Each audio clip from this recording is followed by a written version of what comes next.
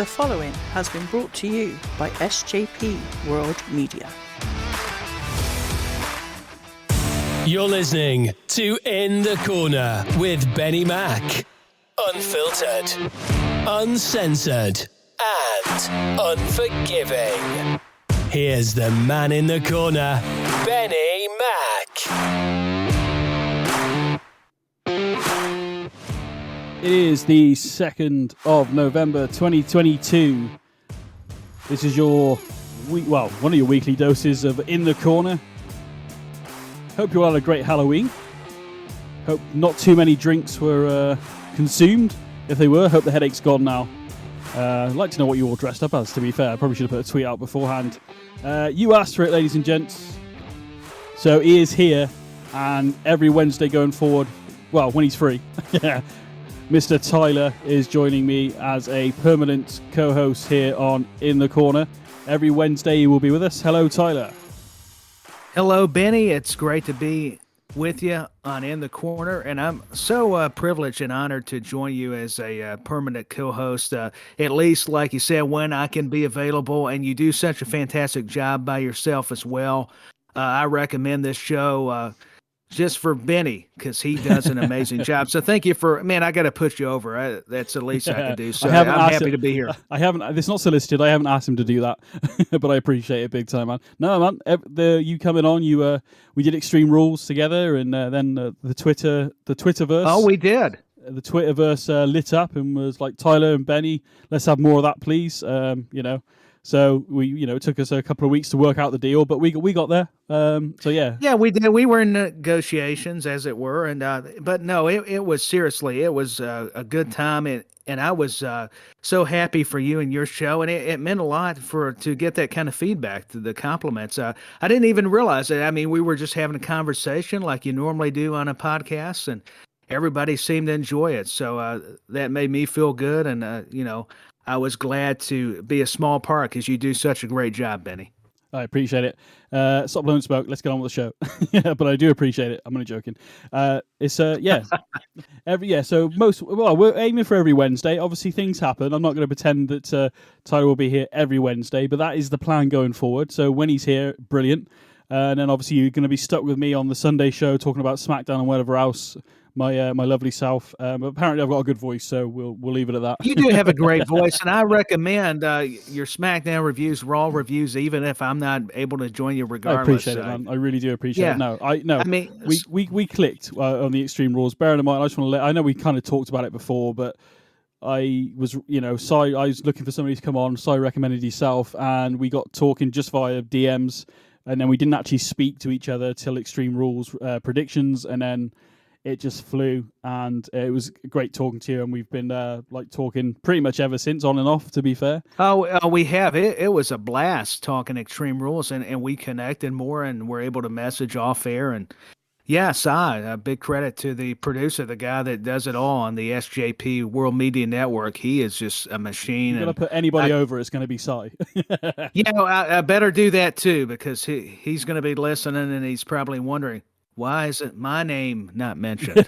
Yeah, I'm trying. We should try and work out who everybody on the network is in terms of wrestler form. I want to say maybe SJP is the Paul Heyman of the SJP World Media. That works. I was going to say Vince McMahon, but probably not. Let's go with maybe Triple H. Let's go Paul Heyman, I think. Yeah, let's go. Heyman's a great choice. Yeah, he's very creative and very ingenious in so many ways. So yeah, Paul Heyman's a great choice. Hopefully, Si appreciate that. I have no idea.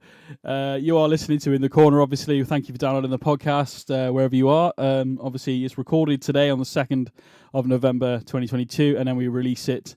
I like to do these shows as if we're live, because one day I want to do them live, but it's just... but I want to try and release them on the day, when I can. So, but you can. We're going to be talking a bit of Raw going forward, Tyler, and obviously we've got the Elias Superstar Focus we're going to start doing. I can't wait. And Elias, I thought we'd just do to start with because he's recently returned. Actually, a good conversation I think coming up on that one, because I've realised something, and I think you actually put me onto it when we last spoke. But if you want to get in contact with the show, you can do it on Twitter at In The Corner WWE. You can also email the show now, which I keep forgetting to say. But it is in the descriptions of the last probably 3 or 4 episodes. But you can email the show at inthecornerwwe@gmail.com. So any comments that aren't long enough for Twitter, you can do it via email form. But yeah, maybe some suggestions at inthecornerwwe@gmail.com for who we should focus on and talk about next Wednesday. So whoever get that may those be. emails in. Definitely. Whether we're probably going to focus it more on WWE wrestlers, past and present. But we'll start there and we'll see how this little feature progresses. But before we get there, let's dive straight into Raw, Tyler, if that's all right, because we have got new women's tag team champions already. Oh, we do. Yeah, history has been made, ladies and gentlemen. Do you think? I feel right. We're going to be talking obviously Crown Jewel anyway, so this is probably going to mesh in a bit here. But do you feel them losing the tag team titles to Alexa and Asuka in terms of Damage Control, obviously?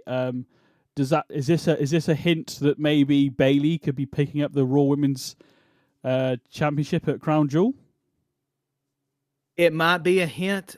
I feel like she may need to. As much as I was in favor of Bianca having a longer title reign, I just feel like Damage Control, as much as I like this group, I've said this on numerous podcasts, and I'm going to reinstate this point, this fact that I feel like this storyline is kind of getting stale a bit.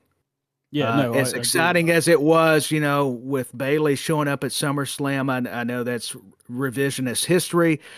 I think they've kind of booked themselves, pardon the pun, in the corner. Speaking of which, who knew?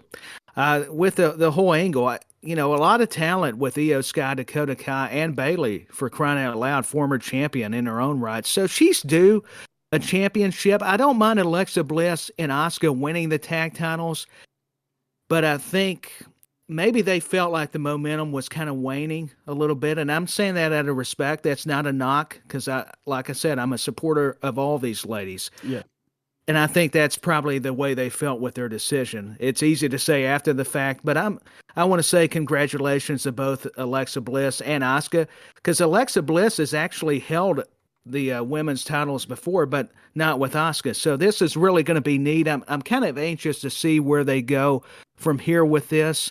And evidently, like you said, it's going to mesh with Crown Jewel. I believe we may be getting a tag team title match with the ladies at Crown Jewel, if I'm not mistaken. You can correct me on that. I mean, it's not... as it stands, obviously I've got the card in front of me. As it stands today, that is not on there at the moment. And I've also heard that possibly, or read that possibly Seth might be defending the US title there. But again, it's not been officially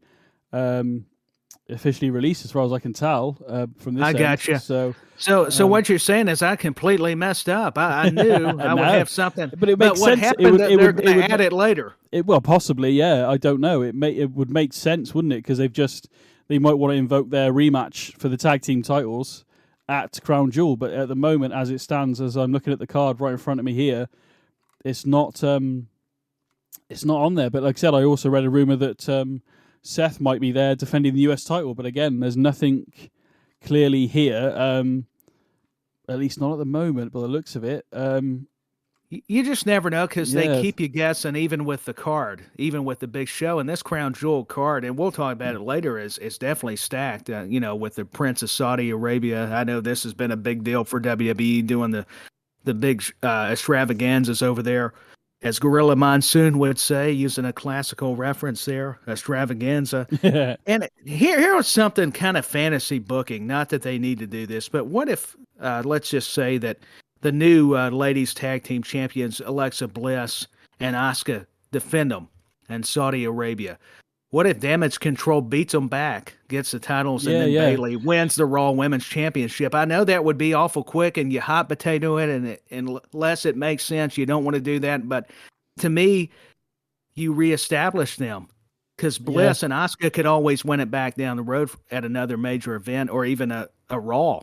I mean, you could still do that. Yeah, absolutely. I was really surprised, actually, that Alexa and Asuka won. I was sat there thinking, well, they've come back. Bailey's going to get involved, or there's going to be a DQ or something like that. And it's almost like trying to reignite this feud. It's a good way how you've put it, Tyler. It does feel a bit stale.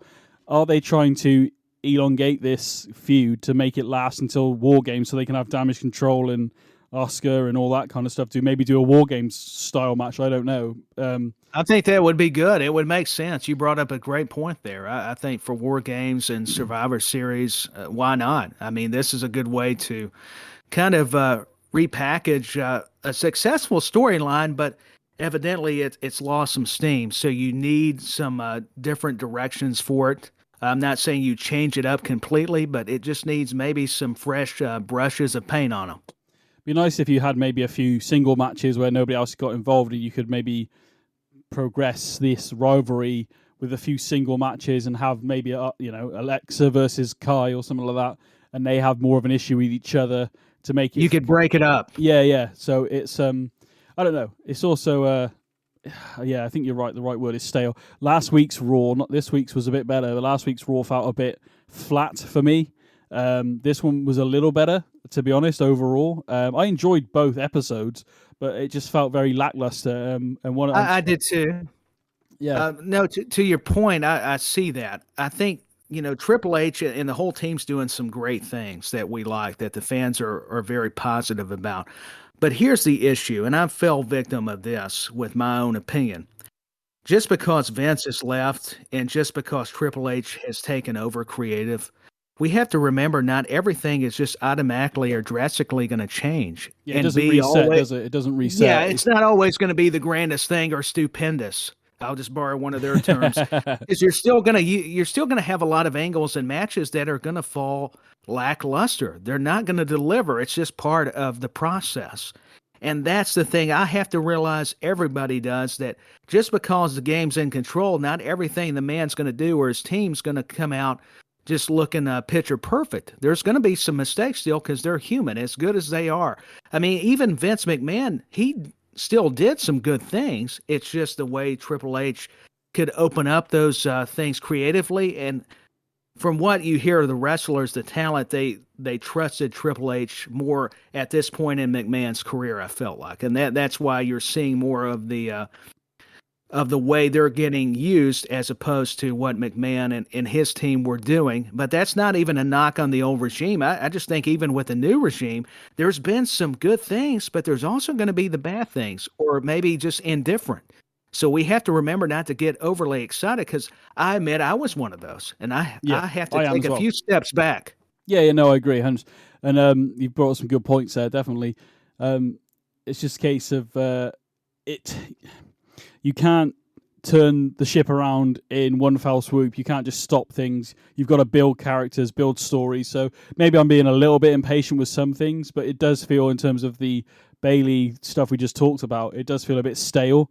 I don't know why. I don't know whether it feels stale is the right way of saying it. Mustafa Ali is very much like, I'm a very big fan of Mustafa Ali.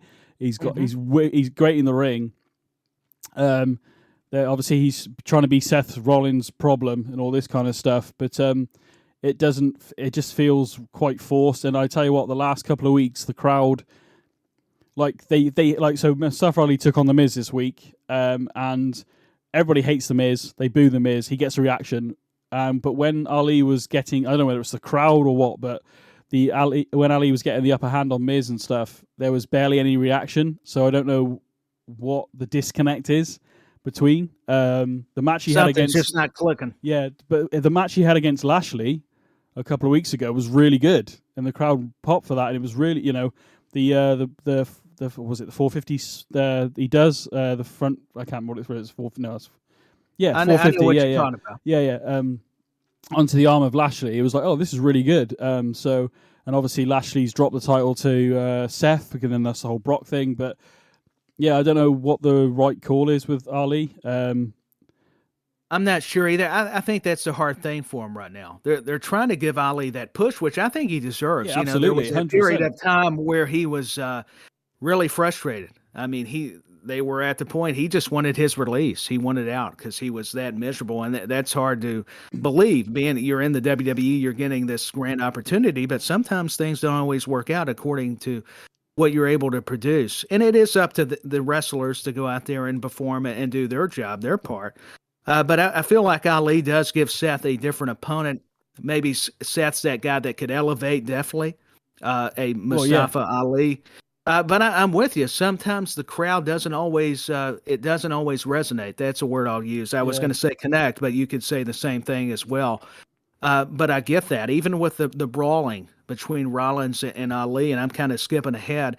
And I'll go back, not to get off this topic, but going back to damage control, still may not be the right word. Maybe it's overexposed a little bit, because I know you have to feature them.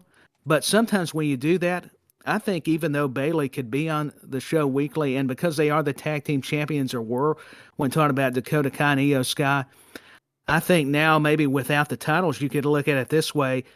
They don't need to be on Raws all the time. Maybe just have them in segments, because that's the problem. You kind of overutilize them to where they're not special anymore.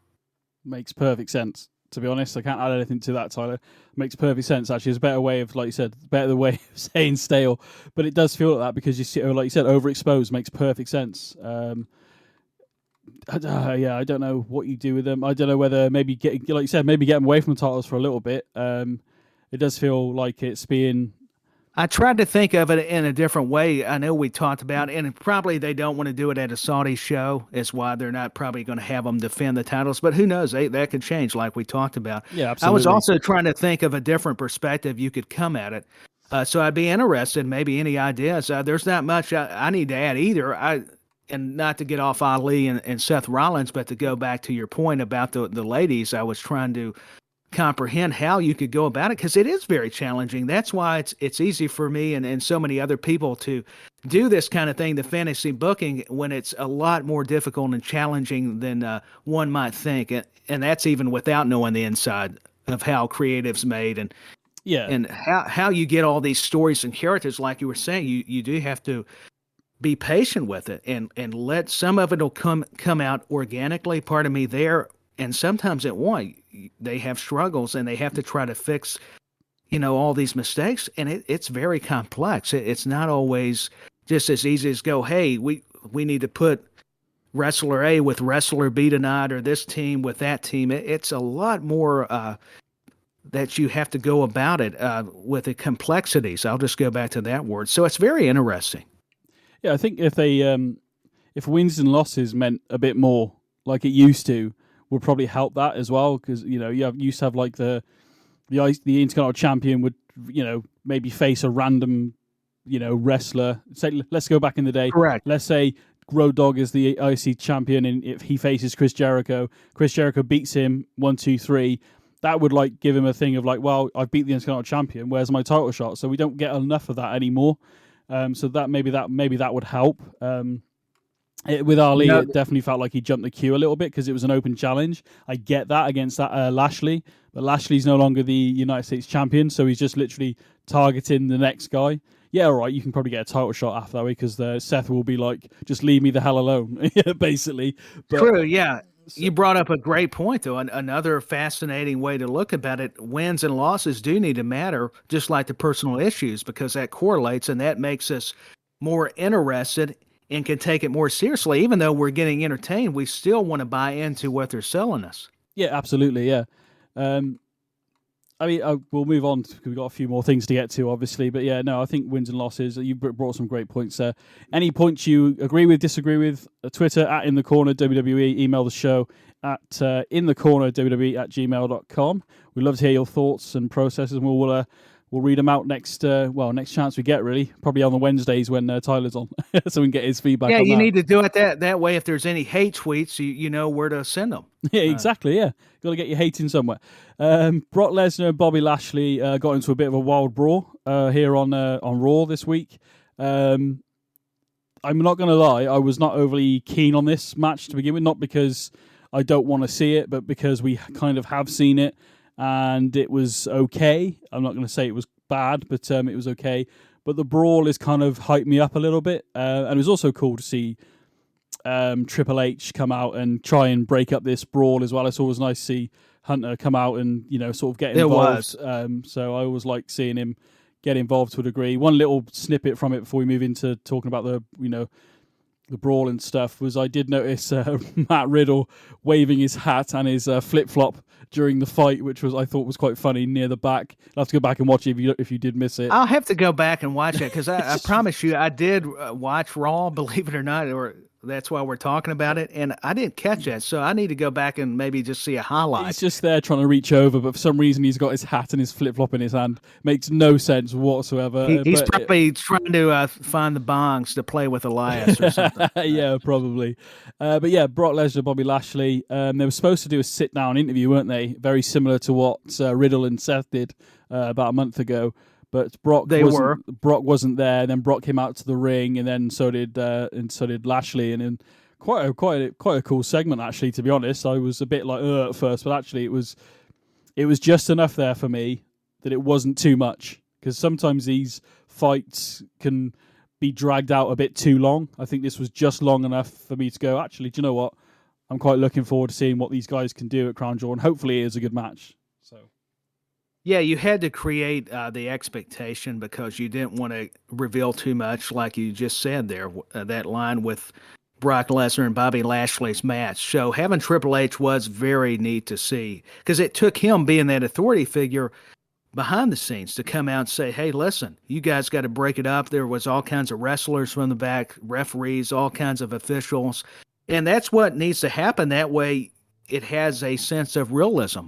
I mean, you believe these two guys want to destroy each other, and they did do a good job, because I'm with you. Some brawls kind of get either too much or it gets, a little bit too scripted where you're like, okay, I'm not one's really going to break into free. it. And yeah, it just becomes too monotonous, and they did a good job of changing up the formula here.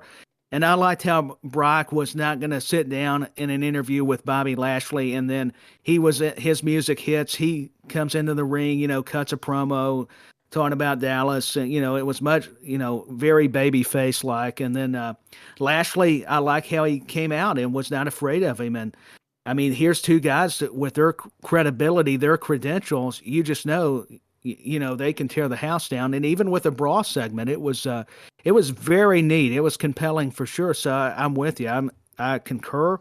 And just seeing the game, Triple H out there gave it a sense of urgency that it was it was taken more seriously, because here you go, you've got the boss, the head man coming out here, get involved. He's like, if you touch each other, the match is off. That way you can calm them down, and that's a good way to save it for Crown Jewel, to set it up even more.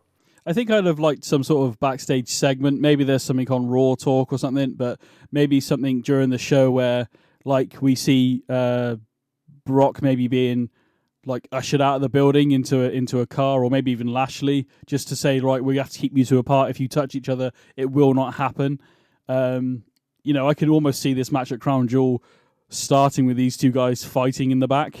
To be honest, I could see that happening, and maybe it'll get called off. I don't know. You know what WWE's like. We were supposed to have that would be good. I mean, you never know what they could do. You brought up a really fascinating point there.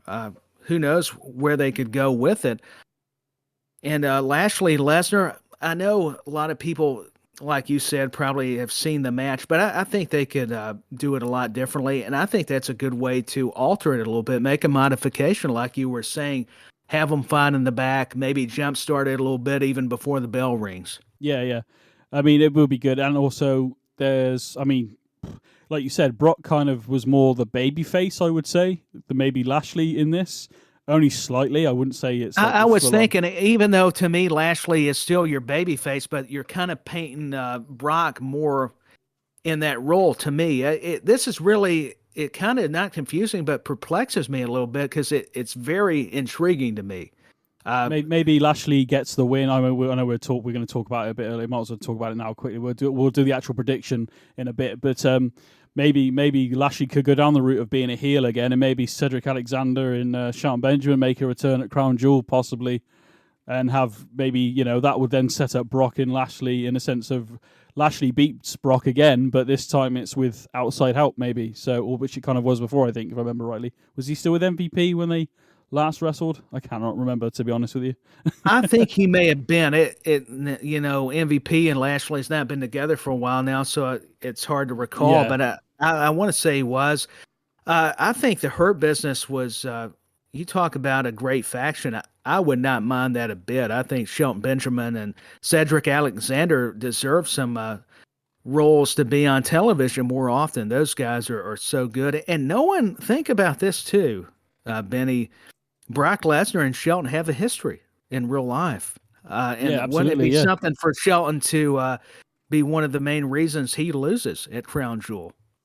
It's an opportunity, I think, where you could, if Brock is going to be there for a while, obviously he pops in and out, but he could, be the babyface, and Lashley could be set up as a heel. I don't know where that league going forward. I don't know what's going to happen with the Raw title picture. Obviously, Roman is reaching that very close to the 3-year sort of mark. Yeah, Roman is hitting milestones upon milestones, which I'm all for because they've invested, they built him up so well, and he's done such a great job. A credit to him and his character, and with this whole bloodline, to that whole cast of. The bloodline stole the show for me last Friday.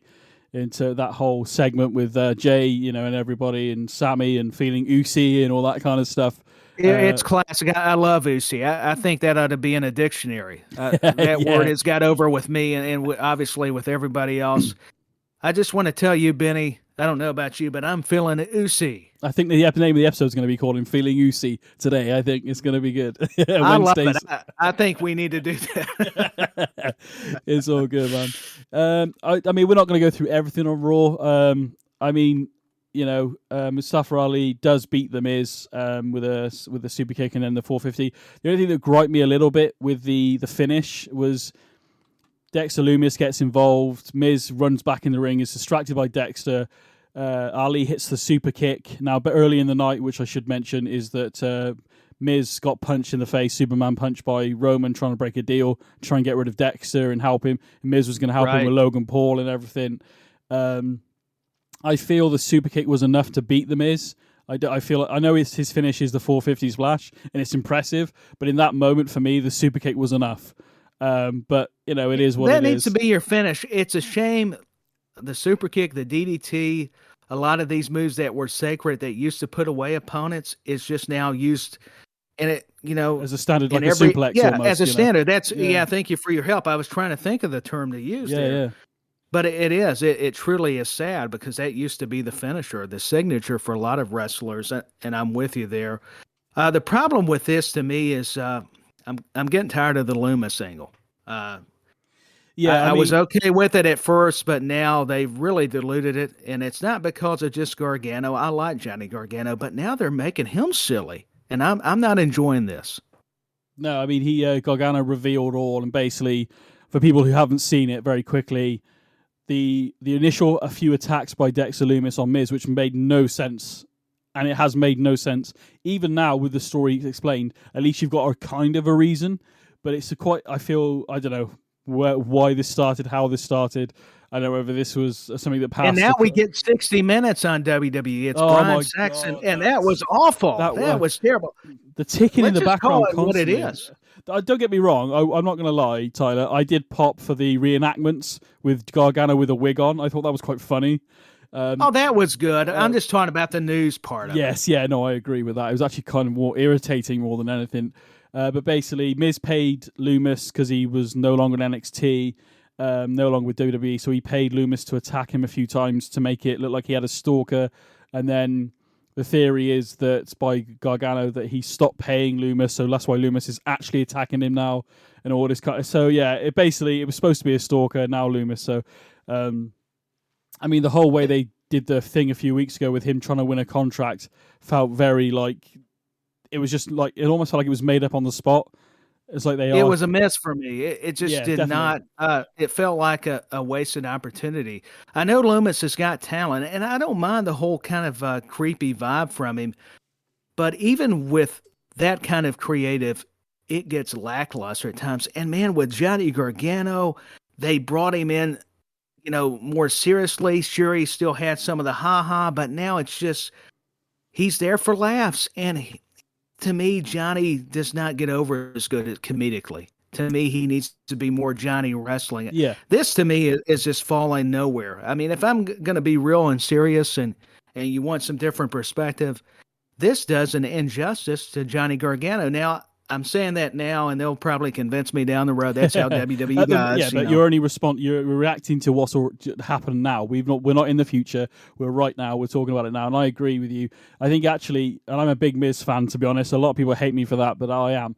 But like Gargano, Miz, and Dexter Lumis, I just at the moment, like you said, lackluster, and is not hitting the mark with me because the story feels. So what if he did that? I don't really. I don't care about it. That's the problem. Nobody cares. Yeah. And now, if you bring Maurice back, then I'll care because that'll at least give me something pretty to look at. Well, that would be awesome. It would be awesome, and I respect the Miz just for that alone. Yeah. Hey, if anybody is married to Maurice, dude, back in the day when he won his first WWE Championship, cashing Money in the Bank against Orton, I was the only one that liked it. I think, to be honest, I was loving it because I feel that guy has proven himself to be a good worker in WWE. You may not like him for Real World or whatever else he's done. Yes, all right, some of the things he does lately. Miz was cool at one point. This A-list, I know he's been doing A-list for years, but at the it's moment, called doing his job. I mean, you don't want to like the guy. That's what he needs to do, and I think that's a credit, a testament, like you're mentioning, his talent when speaking of the Miz. I just think I like heels because I always thought if I was going to be a wrestler, I'd be a heel because I just, leading somebody down the path of, I can see that. Cheering. Oh, actually, I don't like you. Boo. I love that, like leading you down the I had to pay BenNny to be on here. I mean, that's a heelish move. Well, you say that, but the check bounced, so we'll have one talks after the Well, you did say Paul Heyman, with all due respect to him. And so if Styles Paul Heyman, wait a minute, the checks are bouncing? That's not a surprise. You already sent it to side, probably. That's what That's what happened. I mean, don't get on his bad side. Yeah. I want to talk about Roman quickly because and I want to talk about Judgment Day and then one other match, and then we'll be all done with Raw, to be fair. Roman, obviously, on Raw, brings up UCIE again, obviously. That was cool. I already mentioned the fact that he laid out the Miz, but how Roman walking away after he's done his promo, which is good with Paul Heyman and Miz and everything. It's quite a cool, little segment. It's good. But Roman, it's fantastic. But Roman walking up the ramp, cutting a promo to the camera, is like 20 times better than some of the other stuff you see when they're trying to do a scripted moment. Him just ad-libbing, walking up the ramp, saying I'm this and I'm that and I'm going to do this and who's this, and they're obviously talking about Logan Paul and the pins in his hand and stuff like that. Then Roman's just like, what makes you think I'm not going to knock him out? And then just lays out the Miz, and that music Roman Reigns hits. I love it. It's brilliant. I actually have that song on my phone now, and I will when I get back into the gym.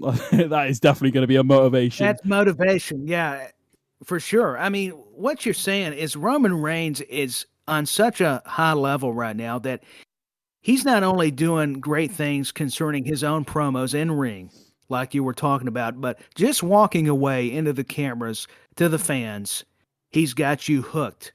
I mean, if that's not a star and a guy that's a headliner, which we know he is, but he's just reaffirming that status each and every time, and that's why he's so special. That's why for him to come on a Raw and why SmackDowns, when he's able to be on there or any show, is becoming even more of a treat for us. Yeah. I mean, it's just incredible. I know people whinge about or moan about the fact that he's not on the show every week and he's doesn't wrestle every week, but he doesn't need to. The mic skills. Why have him do it? Yeah, the presence he has is, and with Paul Heyman alone, you have Paul Heyman in your corner in wrestling. I feel, especially WWE, I feel like there are a few guys that you can stick in a corner in terms of a manager, an advocate, whatever you want to call it. There are very few. You stick a Paul Heyman in a wrestler's corner, Paul Heyman sees something in you, and you are, I wish he'd have stuck with Cesaro a bit more, but but there we go. Yeah, Paul Heyman, I mean, you said it, BenNny. Roman don't need to be there because you've got Paul Heyman who can talk anybody in and out of a building. He's that good. He's a creative genius. I mean, he knows how to book and he knows wrestling. And you've also got other members of the Bloodline, Sami Zayn right now, who can definitely cut some just unreal promos, and then the Usos. So, I mean, even without Roman's presence, it still felt through other members of the Bloodline. That's a very valid point. I think we often forget that because even watching it casually, even though we're we're more into the wrestling community aspect now of it. It's just when you're watching this, people go, "Oh, Roman's not there," but you need to miss him a little bit, because when you've got something this extraordinary in Roman Reigns, the tribal chief, you need to create that kind of atmosphere where you long for him, you desire to see him wrestle or cut a promo, and it makes the shows feel bigger because he's on them. Absolutely. And that's the point. That's what I said last week. The Raw felt flat, and I said after this, I talked about it last week, last Wednesday, and then when I said on that show that you tune into SmackDown, SmackDown's going to be great, Roman's going to be there, and that alone, I'm not saying it was just because of Roman, but it gets people, and that whole segment of Sammy and Sikoa had a match prior to that. Then the Bloodline and Jay and Sammy are arguing verbally. Then all of a sudden Roman's music hits. The whole atmosphere changed. And then when Jey Uso landed that, "I don't care what the tribal chief says," the whole crowd was like, "Oh God, here we go." Like, he said that, didn't he? Did, they were like, "No, he didn't." And there was even a UF'd up chant in the crowd as well. Then of course Sami Zayn UC comment made everybody kind of.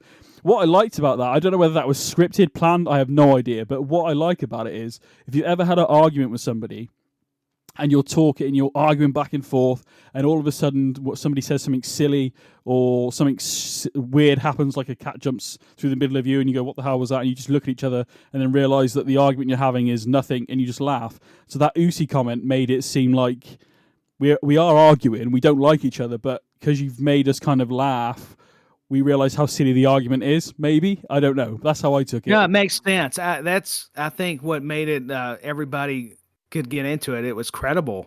You laid it out there, broke it down beautifully. How we have arguments but can still laugh even if we don't get along with the individual. And I love what they're doing. Sami Zayn, I think I read where they didn't expect this to be so successful. Him being in the Bloodline, it was supposed to be temporary. And now, just with the popularity alone and the work he's put in with the Bloodline angle, they've continued it. And why not? Everything's elevated. It's amazing. Sammy got with Roman. He's acting like he's a part. They're even playing him up. And you want to watch anything that involving Paul Heyman, Roman Reigns, Sami Zayn, Jimmy and Jey Usos, Solo, and everyone that's involved. This is just must-see television. And even if you're at a live event and they happen to be on.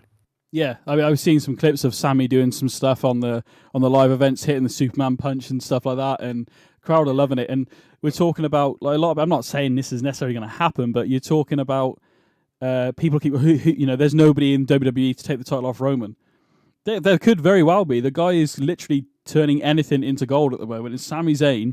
Yeah, I'm not saying it will happen, but there's a guy right there who's becoming popular enough where. Even it's actually, I think, his popularity to a degree. Now, don't get me wrong, the Bloodline is still a heel faction, kind of. They are on that sort of blurred line now for me. But Sami Zayn, I think they've come to a point with the Bloodline as a whole is like they are a heel faction, but they're becoming cool. But Sami Zayn has helped push that a bit further, I think, because when Sami's laying out his hand last week on SmackDown saying, I apologize to Jay, and he's just, really respectful of Jay, and Jay turns around and is really having a go at Sami.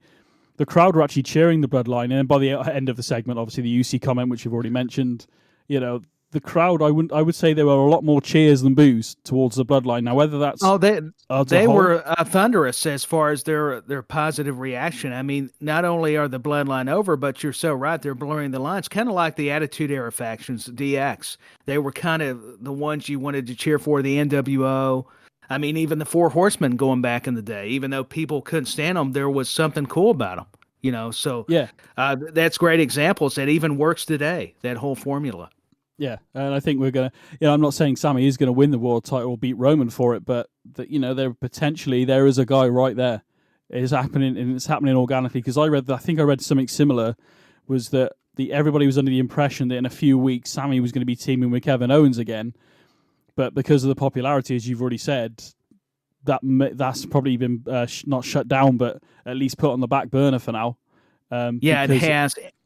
And why not draw it out? I mean, when it's getting over to this extent, and the way the facial expressions on these segments, the body language, their demeanor, and the way Sammy is just seeming to get in the ear of Roman Reigns and Paul Heyman, much to the behest of Jey Uso. But yeah, it makes him laugh. And I know you covered SmackDown, but what I loved going to that WWE exclusive is where Sammy says, "Hey Jay, he's going to take the Usos and Solo to Waffle House." That was great. Yeah, I didn't see it, but I did. I saw the clip of it. Yeah, and obviously, on the actual SmackDown show, they were on about maybe changing his name to Sammy Uso and stuff, and it's just the whole dynamic it's is brilliant.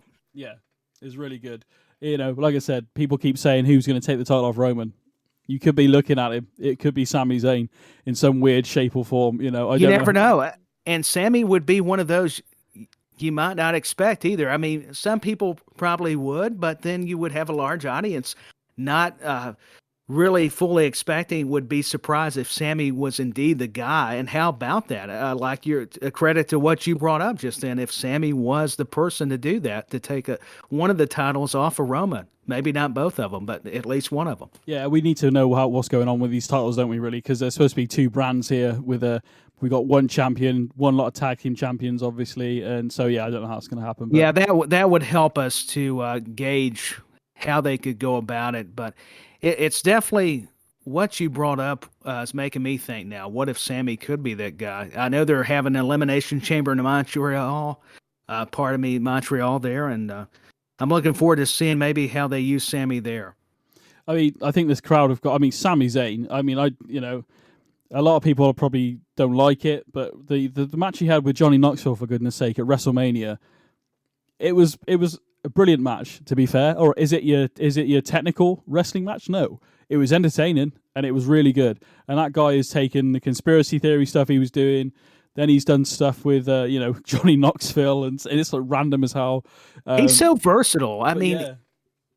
You don't have to wrestle that scientific match.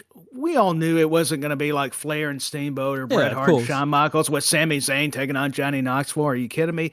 It was supposed to be comedic, and who else better to pair Johnny Knoxville with than Sami Zayn? My goodness, it was a fun match. So I think two of my favorite matches from. I mean, seeing Austin come back against KO was brilliant, but the Sammy match, obviously I've already mentioned. The Pat McAfee Austin Theory match.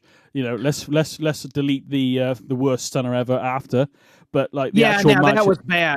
Yeah, I felt bad for both Vince and Steve Austin, and Stone Cold just had to laugh about it afterwards because they knew. All he could do, I think, on that one is all he could do. But seeing Stone Cold come out and take on KO, Kevin Owens was classic. And you're so correct. Pat McAfee not only can do commentary, but he also can actually go in there and work and wrestle. It speaks to what kind of athlete he was also in the NFL. He's just a jack of all trades, has a great show himself. Pat McAfee, I think he'll be returning, but he took a break to do College Game Day, which he's doing fantastic at. But we definitely will miss having him in wrestling. I think Wade Barrett's doing a great job, though, on SmackDown. Yeah, I know. I agree, 100%. Let's just quickly. I want to talk about it quickly. We have to. The Judgment Day, the OC. This is probably one of the matches that's been dibbed for a possible War Games match down the line. Now, who was it again? I've forgotten. That's bad, isn't it? Anderson took on Damian Priest. Anderson, that's it. Damian Priest took on Anderson, that's it. And Anderson won, I believe, but it didn't look like it because the Judgment Day got in and absolutely just decimated the OC. Rhea Ripley, low blow to Gallows, and then also wanted Anderson and AJ to attack her. Then, of course, Finn and Priest get in, and then we also have the frog splash from Dominic, doing the little shuffle from Eddie as well. Judgment Day, I think this is the way forward for them in a sense of keeping them as a heel faction and actually someone to be reckoned with, I guess, as a stable. Yeah, they needed to get the heat, like you were saying. And, Dominic Mysterio, this has helped him a lot because at first I wasn't sold. I think I've told you about this, BenNny, on him being a heel. But he's doing the punkish type heel character very well, thanks to Rhea and being in this group Judgment Day. And to see him do the frog splash was a nice tribute to Eddie. for him to say I'm going to be just as good, if not better, than Eddie Guerrero, just gives him major heat. That's why they did it. Everybody realizes, Dominic may be good, but he's not going to be at the status of Eddie, at least not right now. And because Eddie's one of the greatest ever as far as wrestling. But it's a way to just kind of mature his character. And Dominic needed another character change. And at first, I was a little skeptical, not going to lie, but I'm starting to believe it more, and that's a good thing for me. And they keep attacking the OC with AJ Styles, and everybody's wondering, Rhea's getting involved more. There's got to be some lady that may be either returning, whether she was already signed. I don't know if it's going to be, maybe a Charlotte Flair. I've heard rumors of Mia Yim. I don't know how true those are. But maybe they've got to find someone that could combat Rhea Ripley, because as much as they probably want to give her a body slam or have to hit her, because 2 weeks in a row she's low blowed Gallows and Anderson, and then body slammed Gallows, so she's going to have to get her just due at Crown Jewel somehow, some way. At some point she's going to get. I think this will. I feel like this is going to be more of a War Games type thing now. Whether Beth Phoenix, we haven't seen her since the attack, obviously. Haven't even seen Edge since Extreme Rules. Whether we will see them at Survivor Series or Crown Jewel, I have no idea. I don't either. It does feel like it's centered more around the OC at the moment, and obviously AJ Styles and the Judgment Day. But I'm enjoying what the Judgment Day are doing. I actually quite like the fact they didn't open the show. It was quite nice having them in the mid card somewhere, just to sort of balance out the show. Just mix it up a bit. Yeah, it's also quite clever, I think, for them to not have Dominic wrestling, every other week or every week, because it also he's pretty good in the ring already, to be honest. Yeah, there's probably some rough edges, but compared to most, he's pretty damn good, to be fair. It's Rey Mysterio's kid. Why wouldn't he be? But he's talented. Of course, he's going to need more work in the ring. He's still new and young in his career. Even if you've learned under Rey Mysterio, you've learned under all these established veterans, you're still going to need a lot of honing on your craft. That's with anybody. I think his promos, again, I think as long as he sticks to what he's doing, keeps working hard, I think in a year's time, easily he can be, I don't know, possibly, I think heel would be better for him, to be honest. I don't think this Rey Mysterio, father-son thing will last a year. I think it might end up at a Mania, possibly, at some point. Obviously, I don't know what's going to happen with the IC title on Friday. Maybe we have a rematch at some point in the Judgment Day and get involved so Ray doesn't win the title. I don't know. Obviously, Gunther's got backup already, so you don't necessarily need the Judgment Day. But it would make sense due to them having feuded previously and attacking Rey Mysterio. But you're correct. I mean, when you've got Imperium, I think you could overdo that a bit. What would be I had this thought the other day, what was quite interesting. Obviously, we haven't had a draft or anything. The shows are very much, I am supposed to, certain people are supposed to be Raw and certain people are supposed to be SmackDown, but we do see a crossover, which I feel like you either do one or the other. But my thought process I had was, I don't know when, but let's say, not necessarily now, but let's say, Gunther's, Rey Mysterio might beat Gunther, or he might be somebody else down the line and become Intercontinental Champion. A draft happens. Now, either Judgment Day get drafted to SmackDown or Ray gets drafted to Raw. And now you've got that problem again of having dad and son together in that environment. Because obviously Ray was going to quit WWE, but ended up Triple H convinced him to stay and go to stay on SmackDown away from those problems on Raw. So there is a way of bringing these two back together. Now, whether it's a draft or whatever, I don't know. But I feel like anything's possible. Yeah, absolutely. Yeah, I feel like if we are going to see Ray versus Dominic, I feel this is probably a Mania style match, to be honest. And this is a good way of cooling it down a bit, as we've said before. I think you would have to put it for Mania if you're going to do Ray versus Dominic. Father versus son. It makes perfect sense. Yeah, and we know, even though Edge and Beth are away, there's still a lot of unfinished business going to happen, transpire eventually. It's just that they're only working a select amount of dates because, Edge's career, respectively, is starting to wind down, even though he's been great. I mean, I think he's been open about that this will probably be his last year coming into 23, I think. Yeah. But I mean, he can still go, and Beth is great. She still can go, and I think everybody's been wanting that match. Rhea herself would love to go in there and spar with Beth Phoenix, and we got a taste of that at Extreme Rules. So I think we're going to see that on down the road. Yeah, I know. I agree. It's going to happen. I want a Rhea versus Beth would be amazing. To be fair, I think it's got the potential of being one of the matches of whatever show that is on of the night. 100%. I don't want to see necessarily a tag team match. I'd rather see a one-on-one between Beth and Rhea. I think that's what it has to be. But yeah, because both of them could work very well. I mean, they can make each other look polished. I mean, they could sell. I mean, Beth Phoenix has the experience. She is a Hall of Famer. But Rhea's going to be a future Hall of Famer. I think the way their styles are going to complement each other very well. Yeah, no, I agree 100%. Last match on Raw I wanted to, or I mean, I don't know if there's anything else you might want to bring up after this, Tyler, but probably the match of the night for me, I don't know about yourself, was Seth freaking Rollins versus Austin Theory. Was one of the matches of the night for me. Mr. Money in the Bank going up against the United States champion. I actually thought these two might team up after last week, but apparently Austin Theory took exception to some comments that Seth said on commentary. But yeah, I thought this was, because we haven't seen much of Theory lately, I feel. He was quite hot at one point, and then all of a sudden he's been, since Vince left, I suppose maybe they pulled back on him a little bit, maybe because his... Yeah, we haven't. His association to Vince, I don't know. Obviously he's playing a, character essentially, but because of the real life stuff, maybe they feel they need to back up a little. But it's quite nice to see him in the ring, because I think Austin Theory can go, and this again proves Seth can pretty much have a decent match with anybody. But I think Austin Theory is also one of those guys in the future that could have matches where no matter who you put him against, they're going to be worth watching. Even if you hate his guts, you want to see him get beat, he can put on some great matches. I mean, for me, he can. That was the match of the night for myself. I don't know what you thought about it. No, I think it deserves to be match of the night. It just reminds us all of just how good Austin Theory is and Seth Rollins. And I kind of get your point and understand it from the point of view that, both are heels. But they did do a good job of explaining that. You've already mentioned with Seth taking some shots on commentary.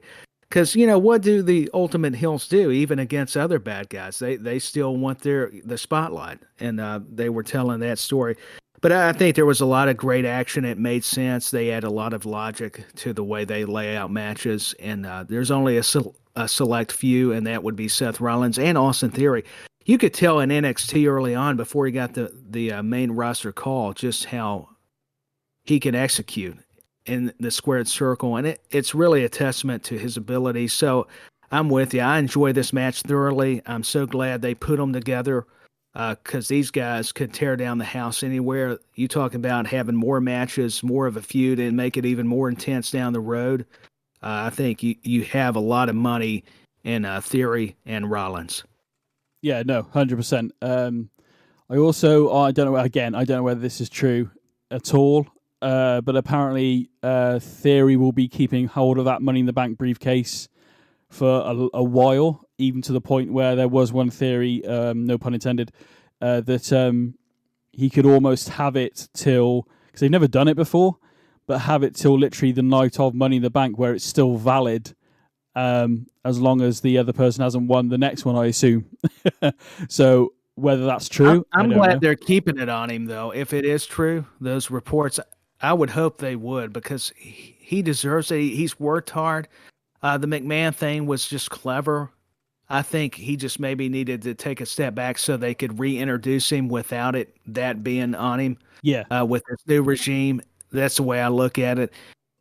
But I would hope they would keep the Money in the Bank on him, and he'll cash in. Possibly, maybe they'll wait to a Royal Rumble or a WrestleMania to where it's even more special. And I just enjoy Austin Theory, not only his look, the way he can work in the ring, and just his overall demeanor. And he's already comfortable on the mic. The selfie thing was a nice touch.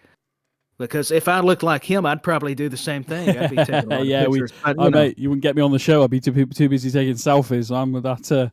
And I might actually get a date, and that's telling. So. You popped me there. Yeah, it's just Tyler, first show. And Tyler's got me. I mean, a lot of people have been critical of him in a sense of, even I have suggested maybe he loses the Money in the Bank briefcase to somebody, but actually, I don't want him to. I want him to keep it. It's a nice little thing to have in your arsenal, no pun intended, or anything like that. But as a weapon, or I don't want him to lose it until he cashes in. Now, whether he successfully cashes in, I have no idea. My logic is that maybe if somebody does manage to beat Roman, it's going to take an absolute colossal effort to beat Roman. Now, whether that's just Roman on his own or whether the bloodline's there or whatever, but whoever beats Roman, I think, will be spent to the point where Austin Theory could find an opening and cash that in successfully against. So we have Roman lose, and then literally Theory cashes in against the new champion, whoever that may be, because they've used all their energy and effort to beat Roman, who's been this champion for coming up to 3 years. A long time, and I can't disagree with your logic. I think that would be the way to go about it. So even though I'm trying to find disagreements, you make too much sense. So it's hard to argue when it seems like, hey, that's a nice plan. Well, it makes sense. Obviously, finally somebody, maybe Roman at this point is. It depends on how it all pans out, obviously, because Roman would have to be really like being booed against whoever is the challenger that beats him. And Steve, here's the thing. I think that's going to be very hard to do because you talked about blur the lines. Now, used to he was getting more of the heat, and he still does, but there's also different kinds of heat. It's almost like the cool kind of heat now. Yeah, exactly. So how do you have somebody that wants him to lose? Sure, everybody wants to see some new champions every now and then, but even if they do, they're wanting to still support Roman Reigns, whether he's necessarily their favorite or not. He's still a main event guy, headliner, and he's their star. And even it's telling when you have Brock Lesnar come back, you've got Bray Wyatt, which, all due respect to all of them, and Bobby Lashley and Seth Rollins.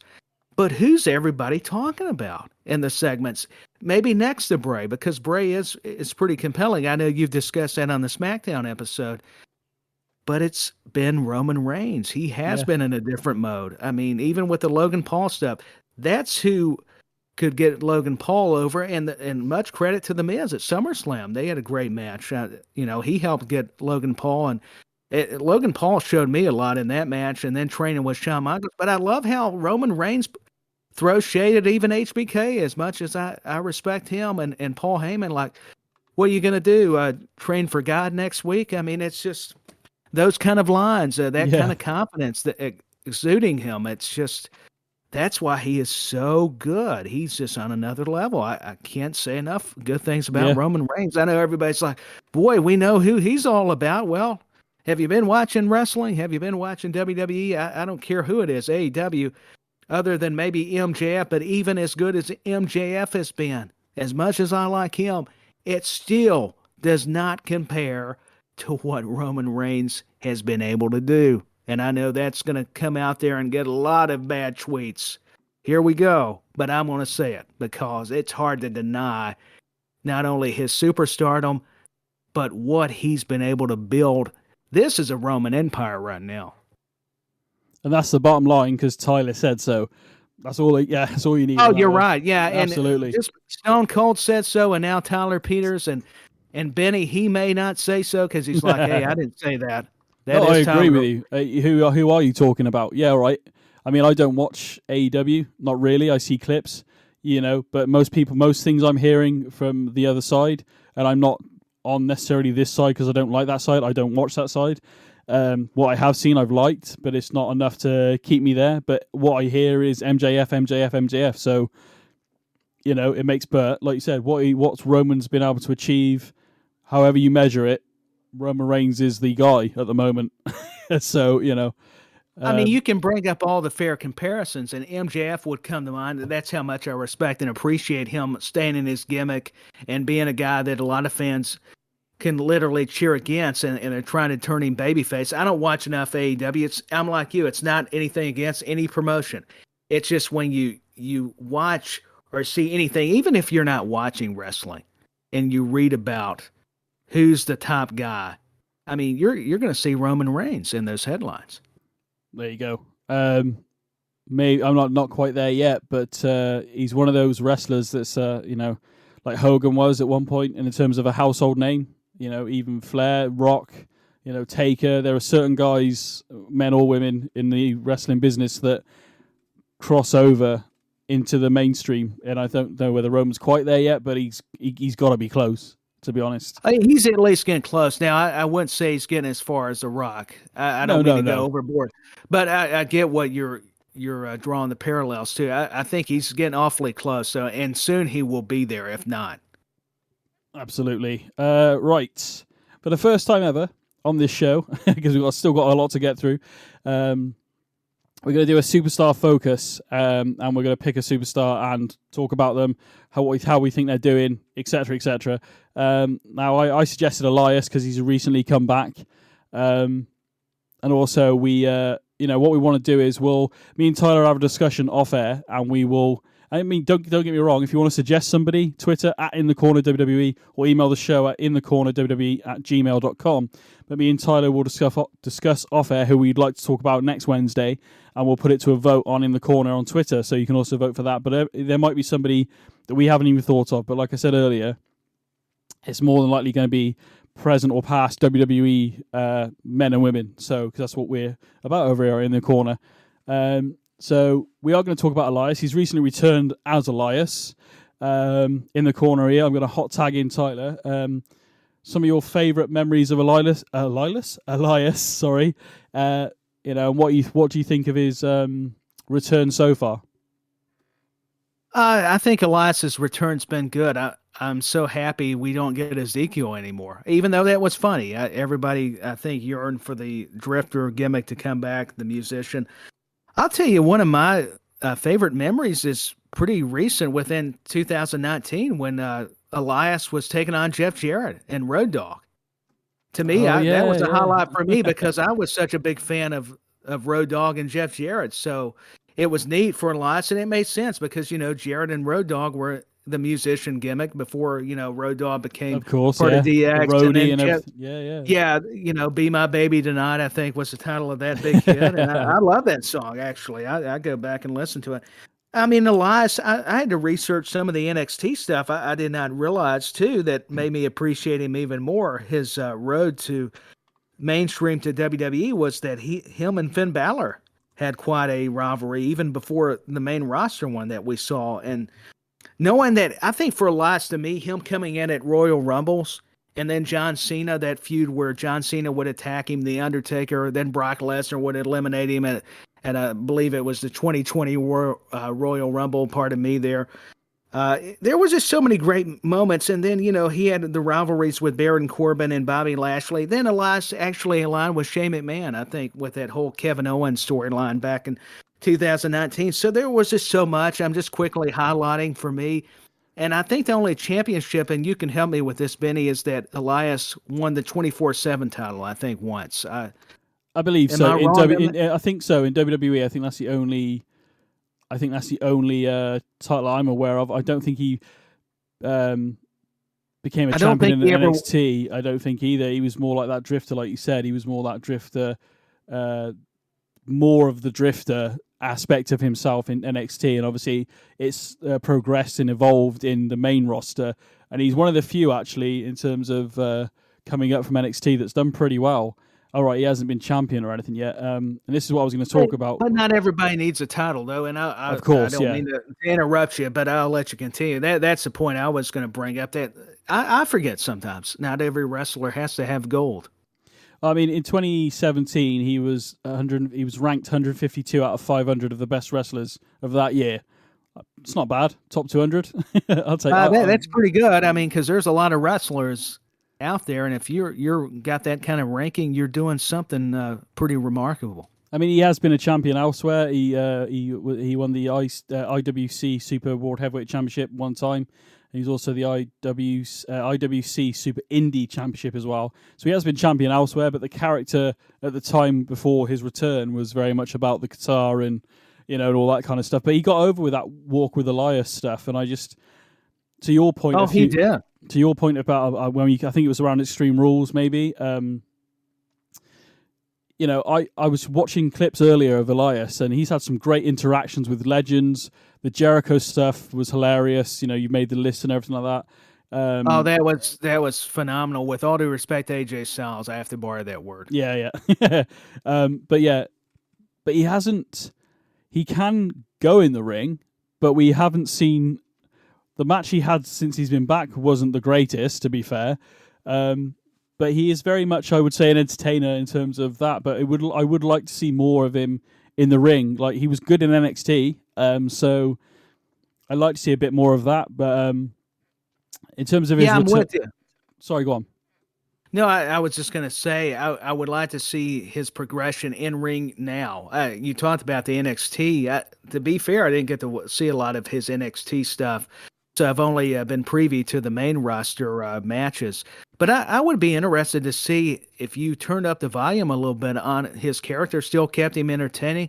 You don't want to mess with it too much, but I just, wonder which direction you could go with his character. I mean, at the time when he was probably at his height in the sense of all the Walk with Elias stuff and everybody was chanting it, would have been an opportune time to maybe push his in-ring work a little bit more since he had the popularity. I know people want to hear, it's like the same, no offense to any wrestler, but you all have gimmicks to a degree. Booker T, for a stage, we all like to see the Spinaroonie, even though that's not his whole act. But people, you like to see when he wins a match, do the Spinaroonie. So we want to see Elias maybe, make some snarky comments, sing a song, sing a cheeky song, and make some comments towards his opponent or whatever. We want to hear what the WWE stands for, Walk with Elias. So there are always those aspects of it's like Austin, and that's the bottom line because Stone Cold said so. If you smell what the Rock is cooking, there's so many.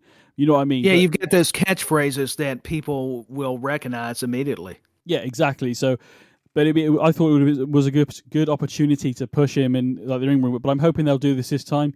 I think, again, we've already stated this earlier, it's going to take a bit of time, I think, not just for Elias, for a lot of stuff happening in WWE. Well, because they've got to develop the characters. You brought this up, Benny, and even with Elias, because they did the Ezekiel stuff, which, granted, was pretty comical because it took a talent, like Elias to have to play like he had a brother, and then to do the family picture where Ezekiel's at home wrestling. He took the power bomb from Kevin Owens. Was pretty creative and pretty comical, but at the same time, yeah, they're trying to repackage him back to a character that worked and at least found success. And yeah.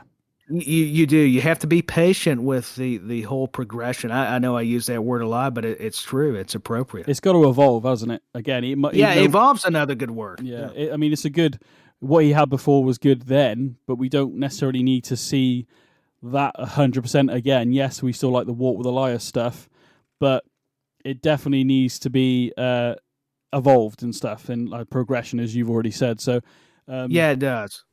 But I think hopefully in the next, I want to say 6 months or so, we'll see the rise again of Elias, maybe the Drifter, maybe he'll evolve. I mean, he can wrestle. We saw him wrestle in the ring as Ezekiel, so we haven't seen him wrestle much lately or even probably beforehand because he was doing the Qatar stuff and basically being the heel. So it would be nice to see his in-ring work pick up, maybe get that US title. I don't know. It would be nice to see him as a champion. I believe we'll see it. Hopefully so, yeah. And one more thing, going back to Raw, it'd be a shame and I'd be remiss if I didn't mention how wonderful it is to have JBL back. Oh, I was going to ask you actually what you think about JBL and the whole Baron Corbin stuff. Actually, I was going to ask you. I forgot we moved on to this, but we'll have before we go back. I'll ask you that in a second. Before we go back to that, if will me and Tyler have a chat about who we want to put forward for next Wednesday, Superstar Focus. Like I said, email the show at inthecornerwwe@gmail.com or follow us on Twitter at inthecornerwwe. Make a suggestion and we'll put that poll up. The poll will go up on Sunday this week, and then we'll decide. Hopefully, we'll be talking about somebody else. But yeah, we'll probably go a bit more of a deep dive going forward. But yeah, in terms of Elias, quickly, I hope to see more of him in the next 6 months or so we can, whether it's a heel or face, whatever. I think heel would probably work better for him. But I was about to say I prefer him more of the heel. I think they've already planted the seeds. It would be fun for him and Matt Riddle to tag, and then for Elias to turn his back on Riddle. Get sick of him or something, can turn on him, yeah. Where he's annoying him already. He's like, Yeah, don't exactly. interrupt me again. You could keep building that a little bit where you don't do it too quick, but wait for the right moment. Yeah.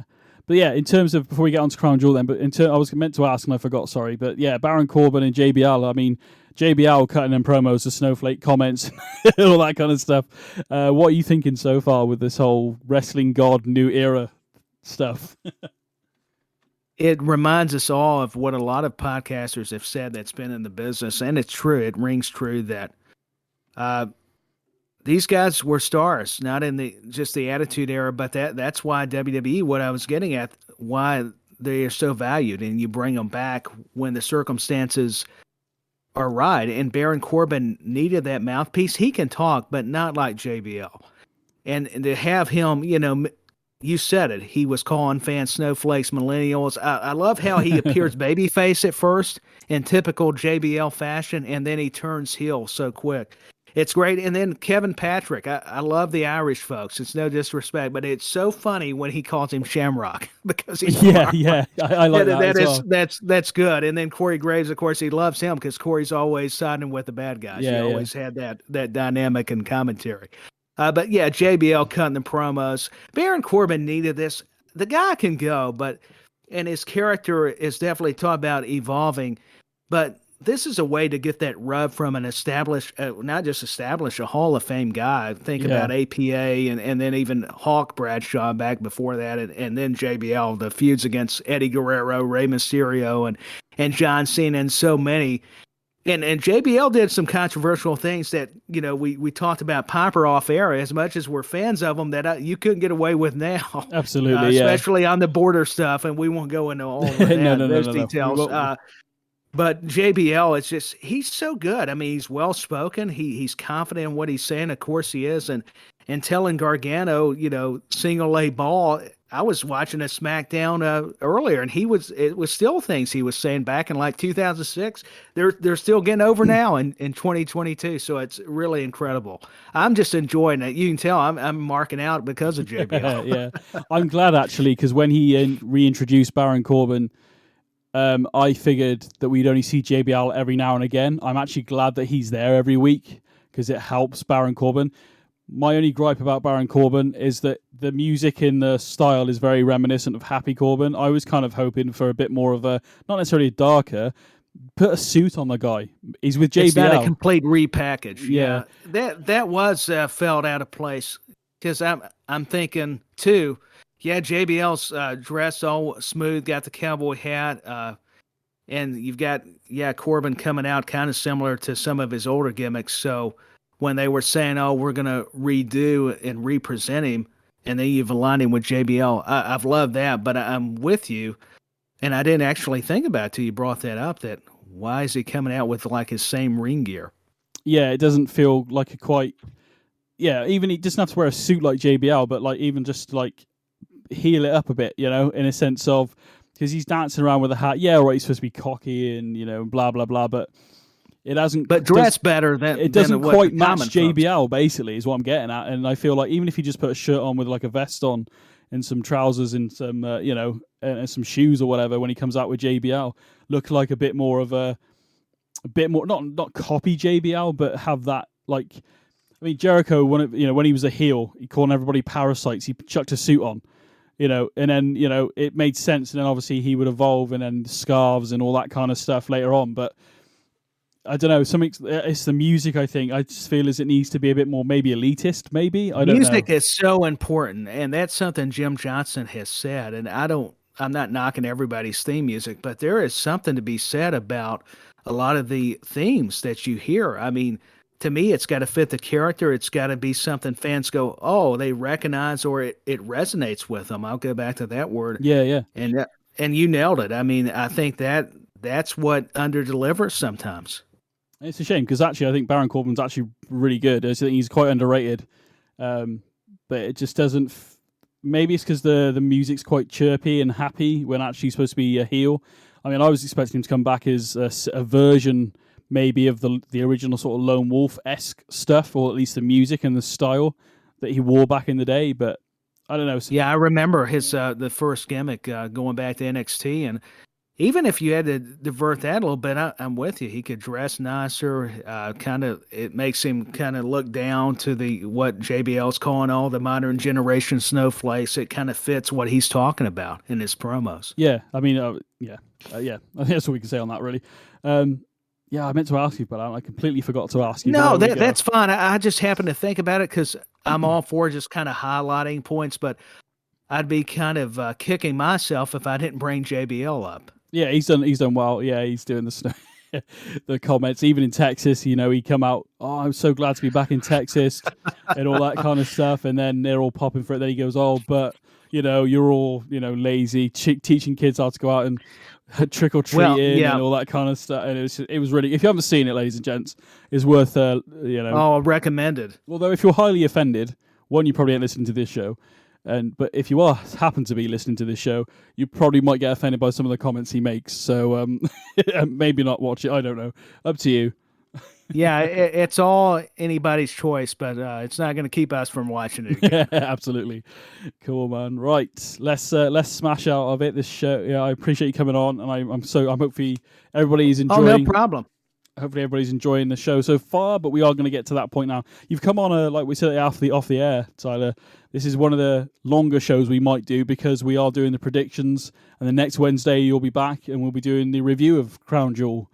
I know a lot going on.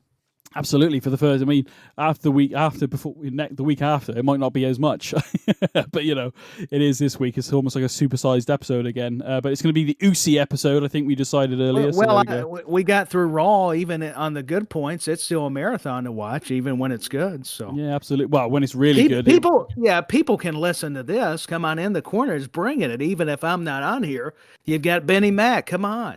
If you're not listening to this show, something's wrong with you. You may need a lariat from JBL. No, seriously, don't make him mad because he will knock your head off. Yeah. And that's the bottom line. We're making a T-shirt. Yeah, we are. We're making T-shirts. We got to get with that's going on the merchandising department. Absolutely, you are. So I'm not going to lie, Crown Jewel is not one of the shows I look forward to every year. I'm not going to lie. They've had some moments. I'll leave it at that. They have. Yeah. But I mean, before we get to the matches very quickly, I just want to mention, because they announced it, Bray Wyatt is due to be at Crown Jewel. Obviously, Uncle Howdy and everything going on. I think I mentioned it on the SmackDown show, but obviously a lot of people are thinking it's maybe Bo Dallas behind the mask. I've heard that. I still think it's a split personality thing going on, but we'll see. But either way, I've heard that theory too. Yeah, but I'm enjoying it at the moment, to be honest. Although I'm wondering where this is leading. Well, that's the wonderful thing. I'm glad. I'm not pulling up a lot of spoilers on purpose because I legitimately want to be surprised. Yeah, same. It's more of that night we watched Extreme Rules when we were actually got to the point of, the show's over. Then the Bray Wyatt stuff hit, and it was like, oh my God, it was so cool. It was a goosebump moment, So I was marking out and popping too because he's one of those characters that you think, well, what else could they do with him? But it's a credit to WWE and Bray Wyatt himself. I mean, he just keeps reinventing himself. Yeah. Absolutely. I think that's how you survive in this business, isn't it? Whether it's for wrestling you do. Or I mean, you have to. Yeah. Yeah, absolutely. We'll have to reinvent ourselves in probably 6 months' time. So we'll see what happens. I'm trying my best. I got some gimmick infringement lawsuits coming my way, so I've got to be careful.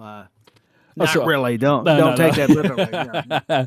Okay. So I'm only. Well, we'll go through the matches. Obviously, if anything gets added after the fact, we'll talk about it on the review show, obviously. But as it stands right now, as we are, it's 2nd of November. So first match I got up here is the OC versus Judgment Day. So the OC is AJ Styles, Kyle Anderson, Luke Gallows versus Judgment Day, Finn Balor, Damian Priest, and Dominic Mysterio. We've already highlighted them a little bit. This is quite cool, to be honest. I'm enjoying what they're doing on Raw. Yeah, I am too. So I don't, because we've covered quite a bit of Raw anyway. I don't think there's much more we can add to this match really. So I'm liking both factions. I'm actually finding it difficult to pick a winner here. Yeah, it's very hard. It's not so cut and dry with this one. Yeah, both these factions are doing well.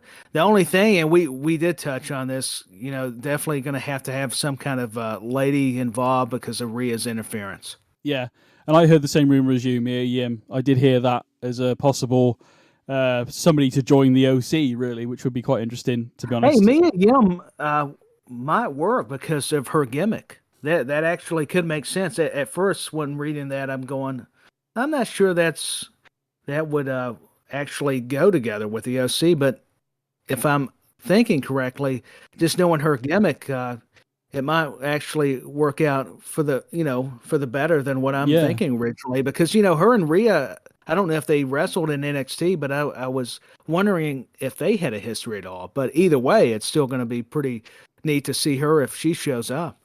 We'll see. We're going to see, but I think I'm going to pick one now, to be honest. I'm going to go Judgment Day, win this because of Rhea Ripley being on the outside there.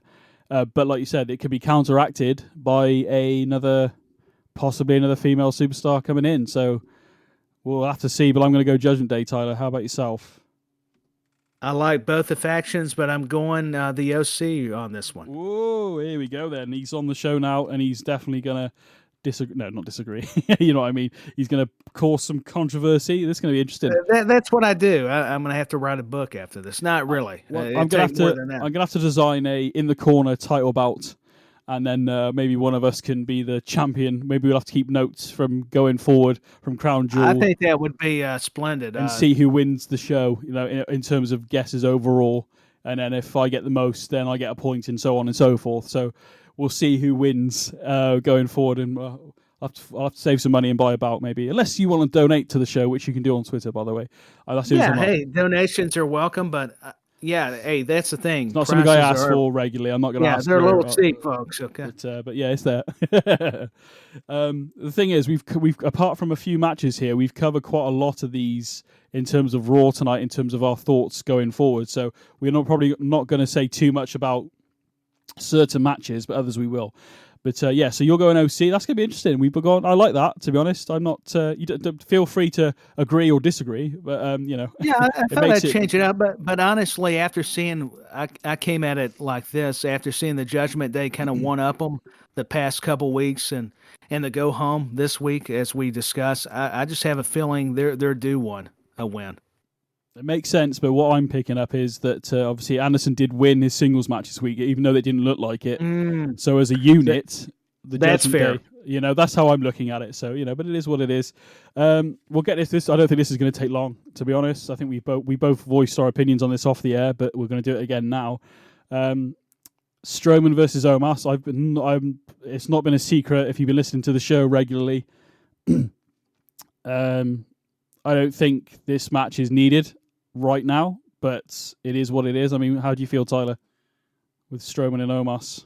How do I feel? I'm trying to be professional here. It's uncensored, remember? It's uncensored. I think I'd rather go to the bathroom, get a snack, go to sleep, do anything else but have to watch the match. And that, I hate to say it, but it's just, I know we get the John and Monster. It's in Saudi Arabia. It's got all that kind of wrestling logic, you would think. But after watching Omos wrestle, and even Braun, Strowman can definitely do more, or at least you would think. And with MVP, this does nothing to help me gravitate toward it. The whole angle has been underwhelming, under-delivered, and just because you have two big guys don't mean they need to have a match. It does feel like this has been ordered, doesn't it, by the people over there? And it does. It's like the creative's been taken out of Triple H's hands, and we want two giants. We want a big. Now I'm getting into a Vince impersonation without trying to do it, because I feel like now. Damn it. Vince, yeah, he's like, come on, pal. Oh, think about it. Braun Strowman. Omos. Oh, yeah, MVP can be the mouthpiece. Book it now. And I want my money. No, I'm just kidding. Man, it hurts to try to do that. I'm having to gargle. How does Vince do it? But anyways, yeah, I mean, with all due respect, I am being uncensored, and that's my actual thoughts on it. Yeah. It's hard to even pick the winner. I would say Omos just because it's new, but then I have a feeling, though, Braun just came back. So it's I'm a little bit at a tough spot, even with this matchup. I don't know if MVP is going to interfere somehow. I don't know, because he'll be there, I would imagine. To me, I almost wish this match didn't happen, or they would have just had it on a SmackDown or Raw. I would have been fine. I think there is not now, not a sense of this event, but if done right, there would be actually a number for this, because they've been building both guys with matches, not I mean more Omos than Strowman, but they've been doing sort of enhancement matches, and this is a good opportunity. Omos on Raw, Braun's on SmackDown. Let's have them separate. Let's get them beating, local talent to begin with. Then, you start integrating actual people from the roster, getting destroyed by Omos, getting some a few angles here and there. And then by the time you get to Rumble, Omos is in there dominating, and Braun Strowman's in there dominating, and then Omos comes out. Then the crowd would be a bit more like, oh, damn, this could be really good, and that could lead to something, maybe even a Mania match. But I mean, that's a possibility that would help for sure. I'd be more interested in that way after these guys have dominated on their respective shows for 3 to 5 months, destroying everything in front of them, having big high-profile matches with whoever, and then, you have these two big guys meet in the Rumble. I would have preferred it that way. But yeah, it feels to me like it's been kind of like Amazon sort of Prime, I'll have that next day, please. It's just... That's actually a good analogy. I'll take the next match. But if I have to predict it, it's merely a guess like they are. I'll go Braun Strowman. You're going to go Strowman. Do you know what? I don't really give two hoots, to be fair. But I'm going to go Omos, just to be different from yourself, Tyler. So one of us is going to get it right. Yeah, at least one of us will. Basically, correct. For better or worse, I'm going to go. But I am. If you're ever going to have, this is bad. I shouldn't be saying this, but if it feels like a pre-show match. It really does. It does, even though you got two big guys. And it shouldn't feel like that. That's my point. It could be a lot better. But there we go. I mean, here's my problem. They're trying to build up Omos as the next coming of Andre, and I'm like, really? I think Andre's rolling over in his ashes. Come on. Yeah, there was just a better way of doing this, and the way they've done it is, it's just been like, we better do this now for Crown Jewel, and there we go, it's done. I mean, they could both recover from this. Whoever loses, either one. I think the loss would hurt Omos more than Strowman going forward, but again, because Omos with a win over a guy that has at least think about the career and more experience of a Strowman, it's going to benefit Omos more. Mm-hmm. Well, and that's true. I guess I even took myself away from how you would go about this match because I really wasn't interested. Just being fair. Yeah, and it's a shame because Strowman, it's pretty damn good. I think probably 2017 was probably a good year. I think it was 2017 was. Yeah, I'm really happy he's returned. I mean, I'm glad they brought him back because he does some neat things. We all know he's not going to go in there and have a working match. He's more the big guy, the power guy. So that's his specialty. Omos needs a lot more training. I think if he honed his skills better, we could kind of buy into him more. But it's just he's awkward. I know when you're that big, that's going to happen. But it looks sluggish at times watching him. No, I agree. Let's move on because it's just bumming us. It's bumming everybody out. I know, and we've spent a lot more time on that match. I'm laughing. That's my fault. I've really dissected how can we get interested. We're trying to make it a good idea, but we're trying to make it as entertaining as it's going to be. Where's the popcorn? Yeah, exactly. That would make it interesting. Some popcorn or a beer or two. That would be good. or a couple of brews. Yeah, definitely. Wow. We haven't talked about these guys at all, so there might be a lot here. But Drew McIntyre versus Karrion Kross, steel cage match. Now, this match makes perfect sense. And and is a great way of hopefully one way or another finishing this feud, I would assume. Karrion Kross is on fire at the moment, and the build-up's actually been pretty good with this, to be honest. They haven't done it every week, which is good. The whole car crash incident a few weeks ago was, what the hell's going on? A really good way of starting SmackDown, straight into the action. I'm liking it more and more. We get less of the... there's nothing wrong with the talking at this opening of the show, but it's nice to get into shows at the moment where a match is happening, about to start, or something else is happening, other than just a 15-minute promo. You can't have them all starting out the same way just every week, or you do tend to get bored, and it comes off, a little less than all the time. Yeah. I feel like this match is a must-win for Drew McIntyre because he has taken loss after loss in terms of high-profile matches since Clash of the Castle. Yes, he's won weekly matches, but in terms of big matches, he hasn't been able to get it done, so I feel this is a must-win for Drew McIntyre, 100%. I mean, your thoughts on this feud and this possibly the last match between these two guys for a while? I think Drew McIntyre's got to get the win. I think he needs it because Karrion Kross got it at Extreme Rules, and this was laid out very nicely because you would think maybe Scarlett finds a way to interfere, but they're in a steel cage, so maybe if she's outside, there's no way she can pull any tricks. With having that structure. But regardless, I think Drew needs the victory. I mean, I like both these guys. I'm a big fan, and I like Scarlett as well, that whole package with Karrion Kross and herself. I just, these guys it'll be very physical, very intense. They will beat the living crap out of each other, and it's going to be just a barn burner, as good old Jim Ross would say. I always love those terms, and I'm with you. I think the Scottish Warrior, I've got to go with him. I've got a little bit of Scottish in there too, as well as English for all the UK fans, and they're probably wondering what happened. He got to the Appalachians and his intellect got slower. That's what happened. But that's true. No, so I'm going to go Drew McIntyre. And once again, if only I look like these people, that would help me. But unfortunately, that's why you hear me behind the desk on commentary. You don't want me in front of the cameras. Me and Tyler have got faces for radio, and that's why we're on radio. Yeah, I've got faces for radio, and now they wonder why I keep facial hair. I've got to hide some of it.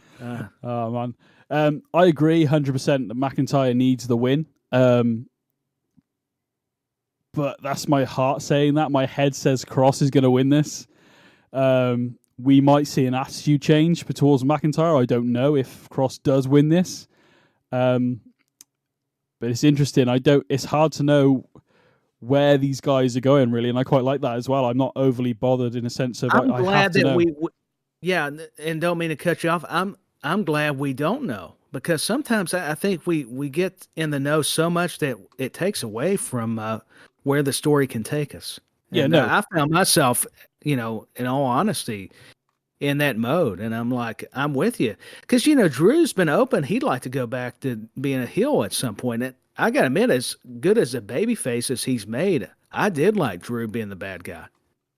Yeah, no. But I don't know how you could do it, because Karrion Kross, to me, is also a great villain. So I don't know how that's, to your point, I don't know where they go from here. I mean, if McIntyre loses, I've gone for Kross, so that's what I'm going for. In terms of how my head works, again, I'm just speculating, obviously. That's all I'm doing. I'd like to say I'm in Triple H's ear, but I'm not. So that's why I laugh at myself. But it's fun to have these theories. Yeah, absolutely. I would just say, if McIntyre does lose, I think a heel turn could be a good thing in a sense of, but because I feel like the face side of things have probably run its course in the nicest way possible. That's not a dig or anything like that. But if he loses and then McIntyre tries to do it the clean way, the face way, and it's not working, and he loses to Kross again, this could be a good opener for him to go, well, I'm trying it this way, and change, basically. So, and I'd love to hear that Broken Dreams music again. Oh, I would too. When they played that at Clash at the Castle, I love that. I forgot it. As much as I like the bagpipes, because I know he's from Scotland, I was like, this rocks, man. And I was even big into Roman. I mean, I was still a fan of the Tribal Chief, but I was happy Drew got that moment. And seeing him come out, and I'm like, this has just become real because you're getting to hear that old theme. A lot of people, even in the UK, didn't think they'd hear it. I was talking to some other British fans, and they're like, no, they're not going to play it. But then it surprised us all, and what do you know? At least they gave us the tease at the beginning. So I'm with you. I want to hear more Broken Dreams, by goodness.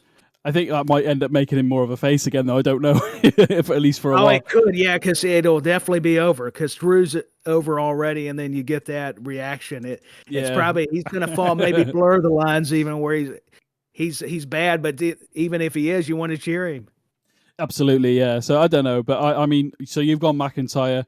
My heart wants McIntyre to win it. I feel he needs this win, but I feel like Cross is going to walk out victorious, basically. So we'll see what happens. Obviously, where that coveted point is on the line to see who wins. I'm guessing. So yeah, it's interesting. Absolutely, yeah, to pick a winner, but I think Drew needs that victory back. Yeah, no, I agree. I think he needs it, but I think Cross is going to do it. I can't. So you're picking Cross, okay? That is compelling. So BenNny, being in the UK, and I'm just being funny here, is going to go against his fellow countrymen in Scotland and take it for the guy that's where Cross is from. I'm going with McIntyre. If a championship was on the line, McIntyre all the way. That's what it takes. If there's a title, then we're going to Drew. Then the kilts are all aligned here. At Clash of the Castle, I said it on the podcast, and I was literally like, my heart says McIntyre, my head says Roman's walking out with the Undisputed Championship. So, had a lot of mixed emotions. Absolutely, but they stole the show. It was for the moment. Yeah, it was for the moment because Drew didn't to keep Roman building that momentum. As happy as I would have been for Drew McIntyre being in Wales and that atmosphere, Roman is just, even as great as Drew's been, and this is going to come off bad, but I think Roman is it's that other level that next year. Yeah, 100%. We've got a few more matches. Again, these are the matches that are posted right now. These are the ones, so if there might be ones added tomorrow or Friday, but obviously we'll comment on those as they come up, really, I guess. But there's no points available for those. We're just doing these ones. But Lesnar versus Lashley. I'm a little bit more excited about this now, Tyler, to be honest.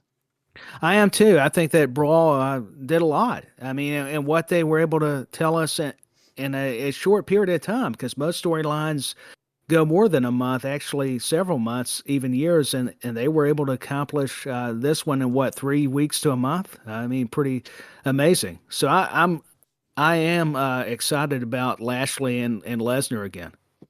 Yeah, obviously there is a little bit of history here as well, so that helps.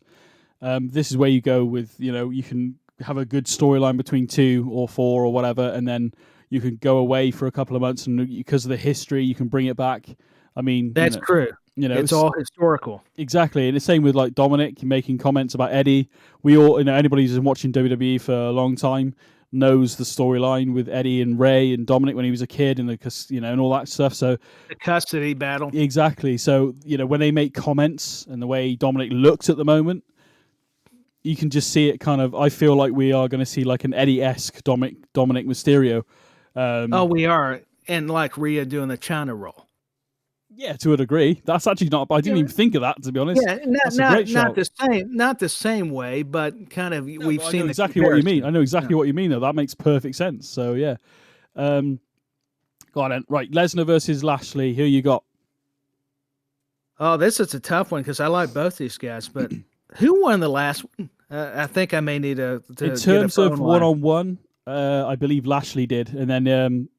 There was the Elimination Chamber, wasn't there? But Lashley didn't actually compete because he got injured before the match started. Won that one. Yeah. So okay. So I believe Lashley won the last one-on-one encounter. I feel like a game show. Give me a lifeline. No.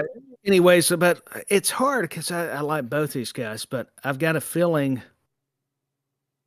Well, Lashley won the first one, so as much as I like Bobby Lashley, I'm actually going to have to go Brock Lesnar. Okay.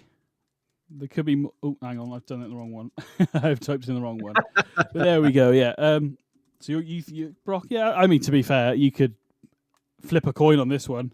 And I'm not doing it just to be different, Tyler, but I am going to go Lashley. But I do feel like there could be some sort of... I mean, maybe I'm hoping too much. No, that's a good pick. I mean, this one is hard. It's a coin toss. Yeah, I mean, the Omos Strowman match earlier was more of a coin toss because we don't really give two hoots about it. This one is more of a coin toss. We do care about this one a little more. I just said coin toss as well, which makes no sense. I think it made perfect sense. If you've heard me talk and slur my words enough, I promise you I'm not drinking, but it's so funny because I've had to say part of me when on Montreal earlier. Just call me partying with DX backstage. I wish, but no, not really.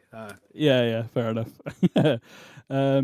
Cool. Right. Let's move on. So yeah, we've done that. I think it's going to be a good match, actually. I'm excited about it now. I hope it is a good match because when it first started, this whole Lashley Brock thing again, I was like, oh, for goodness sake. But the way they've sort of dealt with it the last few weeks, I actually quite like it. And it's got me, as we said at the top of the show, and now I'm quite hyped for it. So I'm hoping it's going to please deliver this time because we're engaged more. Yeah. I want it to be good, and I want it to be, if they deliver this time, great. If they don't, then don't do it again. But yeah, there we go. That's the picks down anyway, at least. Make sure we save the file, because proof that this is what everybody's picked. I know we do need the proof in case, that we get investigated now. Was this your prediction? We're going to be, they're going to give us the business down the road. That could be one of the funny WrestleMania skits for Royal Rumble. Actually, Tyler, you said, bring up the file. Oh, yeah, you said that. There you go. Yeah, BenNny can actually be the eyewitness. Now, Tyler did say this. So he's going there's a recording. There's a recording to prove it as well, but there's also a document to back it up. We'll be like McMahon with Mr. America when Hogan did that, and they were doing the lie detector test. That was funny, though. It was. I got to admit, I laughed. That was... Oh no, I wasn't a fan of that at the time. I'm not going to lie, but there we go. That's a different story for a different day. Well, that's what's interesting about this show. You never know. You're finding out everything in terms that you. Yeah, go ahead. As I was just going to say, in terms of Hogan, like I appreciate what he did for the business in terms of his popularity, what he did, drew the houses and all that. I've never been a Hogan fan, to be honest with you. I appreciate it, and it was good back in the day when he would pop back and do stuff in the NWO briefly. Then he did the Hulkamania, Rock and Hogan. Is a good match. I'm not disputing any of it, but I've just never really been a full-on Hogan fan. So, I respect that, and I think how come I was a fan is of the Hulkamania stuff, him turning heel. Of course, I was in Sting's corner then because I was a Sting fan, so I was wanting Sting to actually win. Unfortunately, we all know that match, how that happened, and that's when Bret Hart came over, and they tried to do the screw finish, which I did not understand, but I digress. We're talking Crown Jewel, and I didn't need to go back to WCW 1997. Well, that's a different podcast for a different time. I think that could be an interesting conversation, Tyler, to be honest. It could be. We may have to do a sidebar to that. Yeah. What happened? What ifs? Like we were in control back then. There you go. My age at that, I can imagine me calling Eric Bischoff or Ted Turner. I forget how old I would have been. Oh yeah, can you change that? Can you be different? And they're like, okay, kid, just keep watching the show. How did you get this number? It would be more like like they would care or know who I am, anyways. But it's just that's me trying to be funny to how we do book now. I'm still doing that now. Yeah, definitely. Right. Oh, this was not out of the blue as such, but I was surprised this was happening. But the Undisputed Tag Team Championships will be on the line. Usos, the defending champions, and will be taking on the Brawling Brutes, Butch and Ridge Holland. Ridge and Butch do have a pinfall victory over the Uso. Did they? No. I can't remember if they beat the Usos. I can't remember. No, sorry, they beat somebody. I'm confused. It's myself. No need to be sorry. I should have done my homework too, because I was trying to recall if they had a victory over them. No, there's been a scrap, hasn't it, between them? I think there was some. No, it was over Sami Zayn and Sikoa, wasn't it? So it was. That's right. There we go. we get there eventually on this show. But yeah, Usos defending the championships against Brawling Brutes. My understanding is it's for the undisputed tag team championship, so both Raw and SmackDown tag bouts. So I think this could be a banger, as Sheamus would say. Oh, it could be. I think it'll be a good match, and I like the Brawling Brutes, but I don't see them beating the Usos. I'm with you 100% on that one. Short of maybe the Sami Zayn Jay relationship causing a loss, which I can see happening at some point.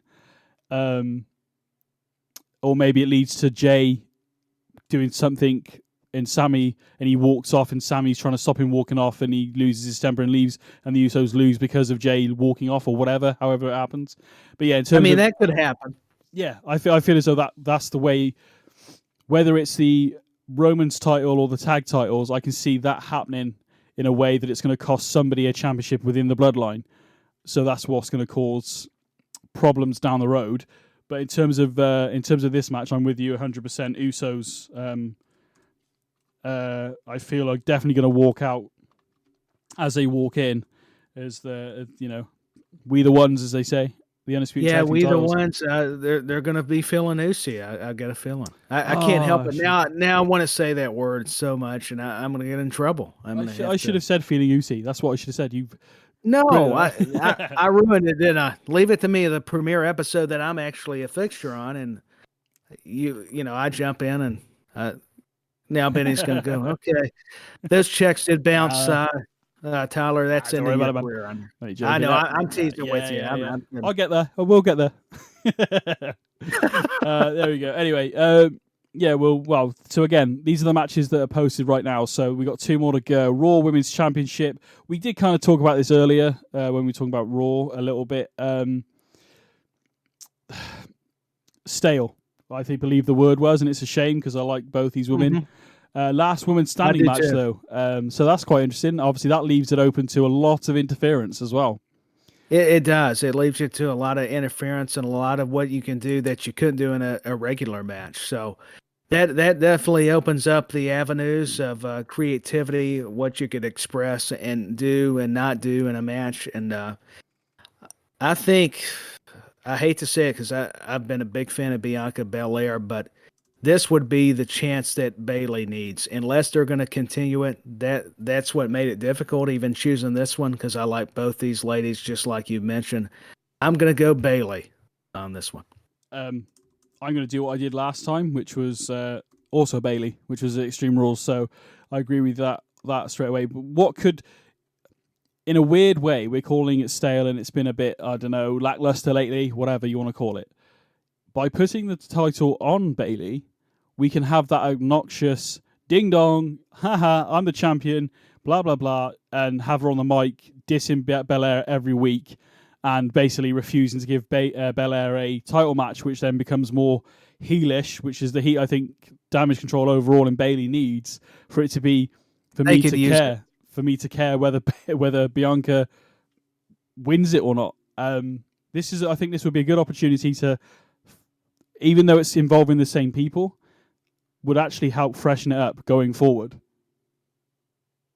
It would, and Bianca could still challenge her down the road and win it back. So, I mean, I don't know that it'll hurt Bianca because she's enjoyed a long title reign. I just feel like unless you're going to continue it farther, that Bayley's in need of getting a championship. Not that she's always needed it, but I think right now you need something that can re-energize this storyline. Shake it up a bit. Yeah. 100%. And I feel like you could even not have Bayley defend the title at Survivor Series. Maybe, again, Damage Control, Belair, Asuka, Alexa. Because now what's happened now, obviously, how I'm looking at it is that the Asuka and Alexa are the tag team champions, women's tag team champions. So, and now you could potentially have the women's title on Bayley. So that leaves it to a point of like, well, one camp's got one lot and one camp, so they're still fighting for Damage Control is fighting for Ultimate Control. And by how do you get Ultimate Control? In terms of Damage Control, holding all the titles, having all the gold. So it gives you them a option of keeping this going a bit longer. Oh, you said it. I would concur with that. That's why it's hard when it makes sense to not agree with you. So we have disagreed, but because I know that's what we're doing. But you brought up some very fascinating observations, my friend, and I have to concur. Like I said, I think it would just help, shake things up, like you were saying. I think it'll freshen it up by having freshen up. That's the word. Yeah, I think that's a good way of looking at it. To be honest with you, it will freshen it up to a point of. Like you said, you can have Bailey cut some of these promos, and she'll be absolutely obnoxious. Exactly. So there you go, and it leaves it open to a possibility, maybe at Survivor Series, classic Survivor Series match, maybe, I don't know. And I gotta admit, boy, this is gonna sound bad. I'm going to have a crush on her lately. So I don't want that to taint the picks. I'm laughing because now people are going to go, oh, now we know why he picked her. Now we know why you picked Tyler. Anyway. Well, at least I was honest. Yeah, do it, man. It's fine. It is what it is. I'm all about Alexa, to be fair, but there we go. Oh, Alexis is an attractive lady, and we may have to have some real damage control. BenNy's going to have to go, okay, Tyler, wait a minute. He's kind of off the rails here. But no, I did pick Bailey on her talent, but I gotta admit she is attractive, and the more I see her even now, it's like, I'll just move on. But no, she is very, very. We'll move on. We'll move myself into a corner. Actually, dig myself deeper. So. Do the hot tag, Tyler, to me in the corner. There we go. Let's move on. Yeah, I'm getting beat down over here, BenNy. Here's the tag. Take care of business. I'm struggling. If it's Bailey, you might want the beat down. I don't know. Anyway, undisputed WWE. It is uncensored a little bit. Yeah, I may want it. He wants the Bailey to belly. Undisputed WWE Universal Championship. Roman Reigns will be defending the title against Logan Paul. I don't think I need to ask you who you're going to pick, but what are your thoughts on this whole Logan Paul? I mean, Jake Paul beat Anderson Silva in a boxing match this past week, so not that that's got any inclination on this match, but what are your thoughts on Roman versus Logan Paul? Logan Paul will be impressive, but he's not going to defeat Roman Reigns. He'll have to acknowledge him. Even with the steel plates or however they were describing it in his hands and that lucky shot, it's going to take more than that. Roman Reigns all the way still retains. It doesn't make sense for Logan Paul to be the guy to dethrone him, even though I really respected what Logan Paul's brought, in all honesty. And with Heyman there, the bloodline, I just don't know that Logan Paul gets any help to make it fair anyways. And I think even without it, Roman Reigns still has to get the win. I agree with you. I think Logan Paul can come out of this looking really good. Bearing in mind this is his third match in WWE. As much as I want to hate this guy, he's actually done pretty well in the matches he's had. So you're only as good as your last match, obviously. Yeah, he's done good. So, but yeah, I don't see if Logan Paul wins, there is something wrong. I'm not saying it won't be a good match. I'm actually kind of looking forward to it, mainly to see Logan Paul get his, a couple of Superman punches maybe in a spear. But I think it actually could. It has, weirdly, I can't believe I'm saying this. It has the potential of being actually a pretty good match. No, it does. I think that's the thing. I think now I understand why they were put together, because Logan Paul and Roman Reigns will actually impress a lot of people. I think it'll surprise a lot of folks too, kind of like with Miz and Logan Paul. I'll go back to that, even though that'll be a different match. It's just the way Logan Paul's really took the training seriously with Shawn Michaels and taking the business very seriously. So, and Roman Reigns can even respect that, and even the storyline that, it's true, he's a social media guy, but he's trying, but yet Roman Reigns has just been the man. So, yeah. Heyman brought that up in the big press conference. So, and it's going to give the Saudi show a lot more relevance too. Speaking of the island of relevancy, nice segue. That makes, yeah. And so, yeah, what do you know? I actually got something right. But Roman Reigns, who knows? Though I think it'll be a good match. I just don't see it would. You talk about being surprised if Logan Paul did actually win. I just don't think it makes sense. I think Roman Reigns all the way. The only way I'll be good with it is obviously if some sort of cheating involved and Logan Paul does win, and the only way I'll be good with it is if Austin Theory cashes it in and takes it straight off him as soon as. Now that would be funny. Yeah, that would be poetic justice for anybody, even if you like Logan Paul. Why is he needing to beat Roman Reigns? But then, yeah, for Theory, you'd be happy for Austin Theory to get that moment. I don't think because it seems like every moment he, with what was the boxer at Clash at the Castle that knocked him down? It was Tyson Fury. Yeah, Tyson Fury. Why did I forget his name? I knew it, but I just couldn't think of it. I got your back. Tag team partner over here. Hot tag, like I said.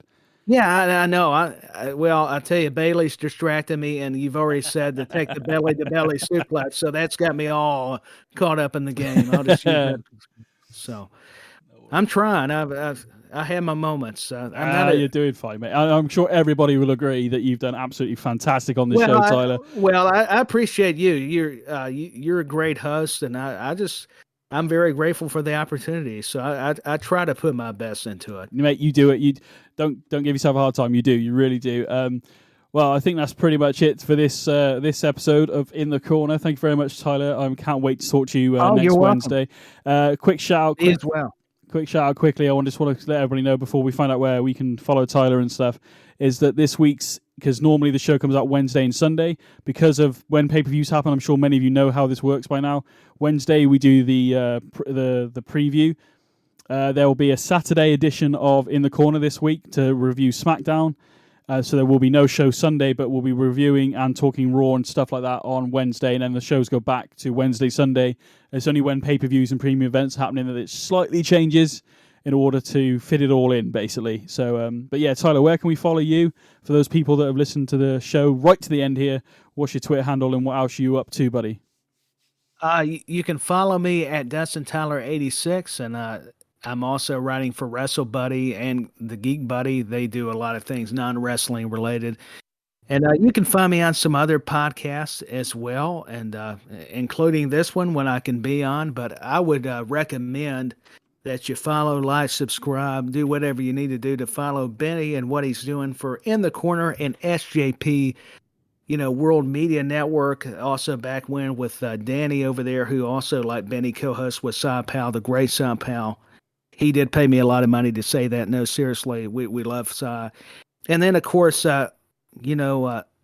RSH as well. That's a great show. And also Josh writes on Wrestle Buddy too. And he's a great partner. I'm indebted to him as well. So have to shout out. And but just follow me on there. I mean, I tend to go lengthy. We can't help it. We do like to talk, and we're podcasters. So what do you expect? I even laugh at myself about it. So. There you go. Thank you, Tyler. Good job you said that, actually, because on today's on the podcast release form, Chain Wrestling from Monday will be up right now. Tomorrow on the network, you've got Murder in Mind podcast every Thursday, and also the WCW Nitro Nights podcast. And as Tyler's already mentioned, on Fridays of RSH. Alternate Saturdays, you've got Back When, which Tyler is involved in. We're actually planning on recording one tomorrow. So that's what's cool. I'm doing 2 shows back to back that's involved with Science Network and you all. So, yeah, it's good. Yeah, and then obviously on Saturdays, like I said, they alternate between Back When and The Waiting Room, which is what we do. And on Mondays, you've got NXT Rise and 4. Tuesday, you've got Connor Knows Horror and the Doctor Who Pod. There's so much stuff going on. Follow at SJP World Media on Twitter and Facebook and all that. You can do all that. Follow this show on Twitter as well at In The Corner WWE. Let us know your picks. The poll will be up on Sunday for our next Superstar Focus. And you can also email the show with any ideas who you think we should talk about from WWE's present or past. In the Corner, WWE at gmail.com. Tyler, thank you very much, buddy. I very much appreciate you jumping. I'm so glad you're part of the show. Don't give yourself a hard time. You're very welcome. Yeah, hey, I've loved it. It's been a blast, and just don't mention Bailey again, and I can focus. Right, I'm going to go Google some Bailey, and I will see you all on Saturday for the SmackDown edition of In the Corner, and we'll see Tyler next Wednesday for the Crown Jewel and the Raw talk, basically. So thank you, Tyler, and thank you very much for listening, and we'll see you all again on Saturday.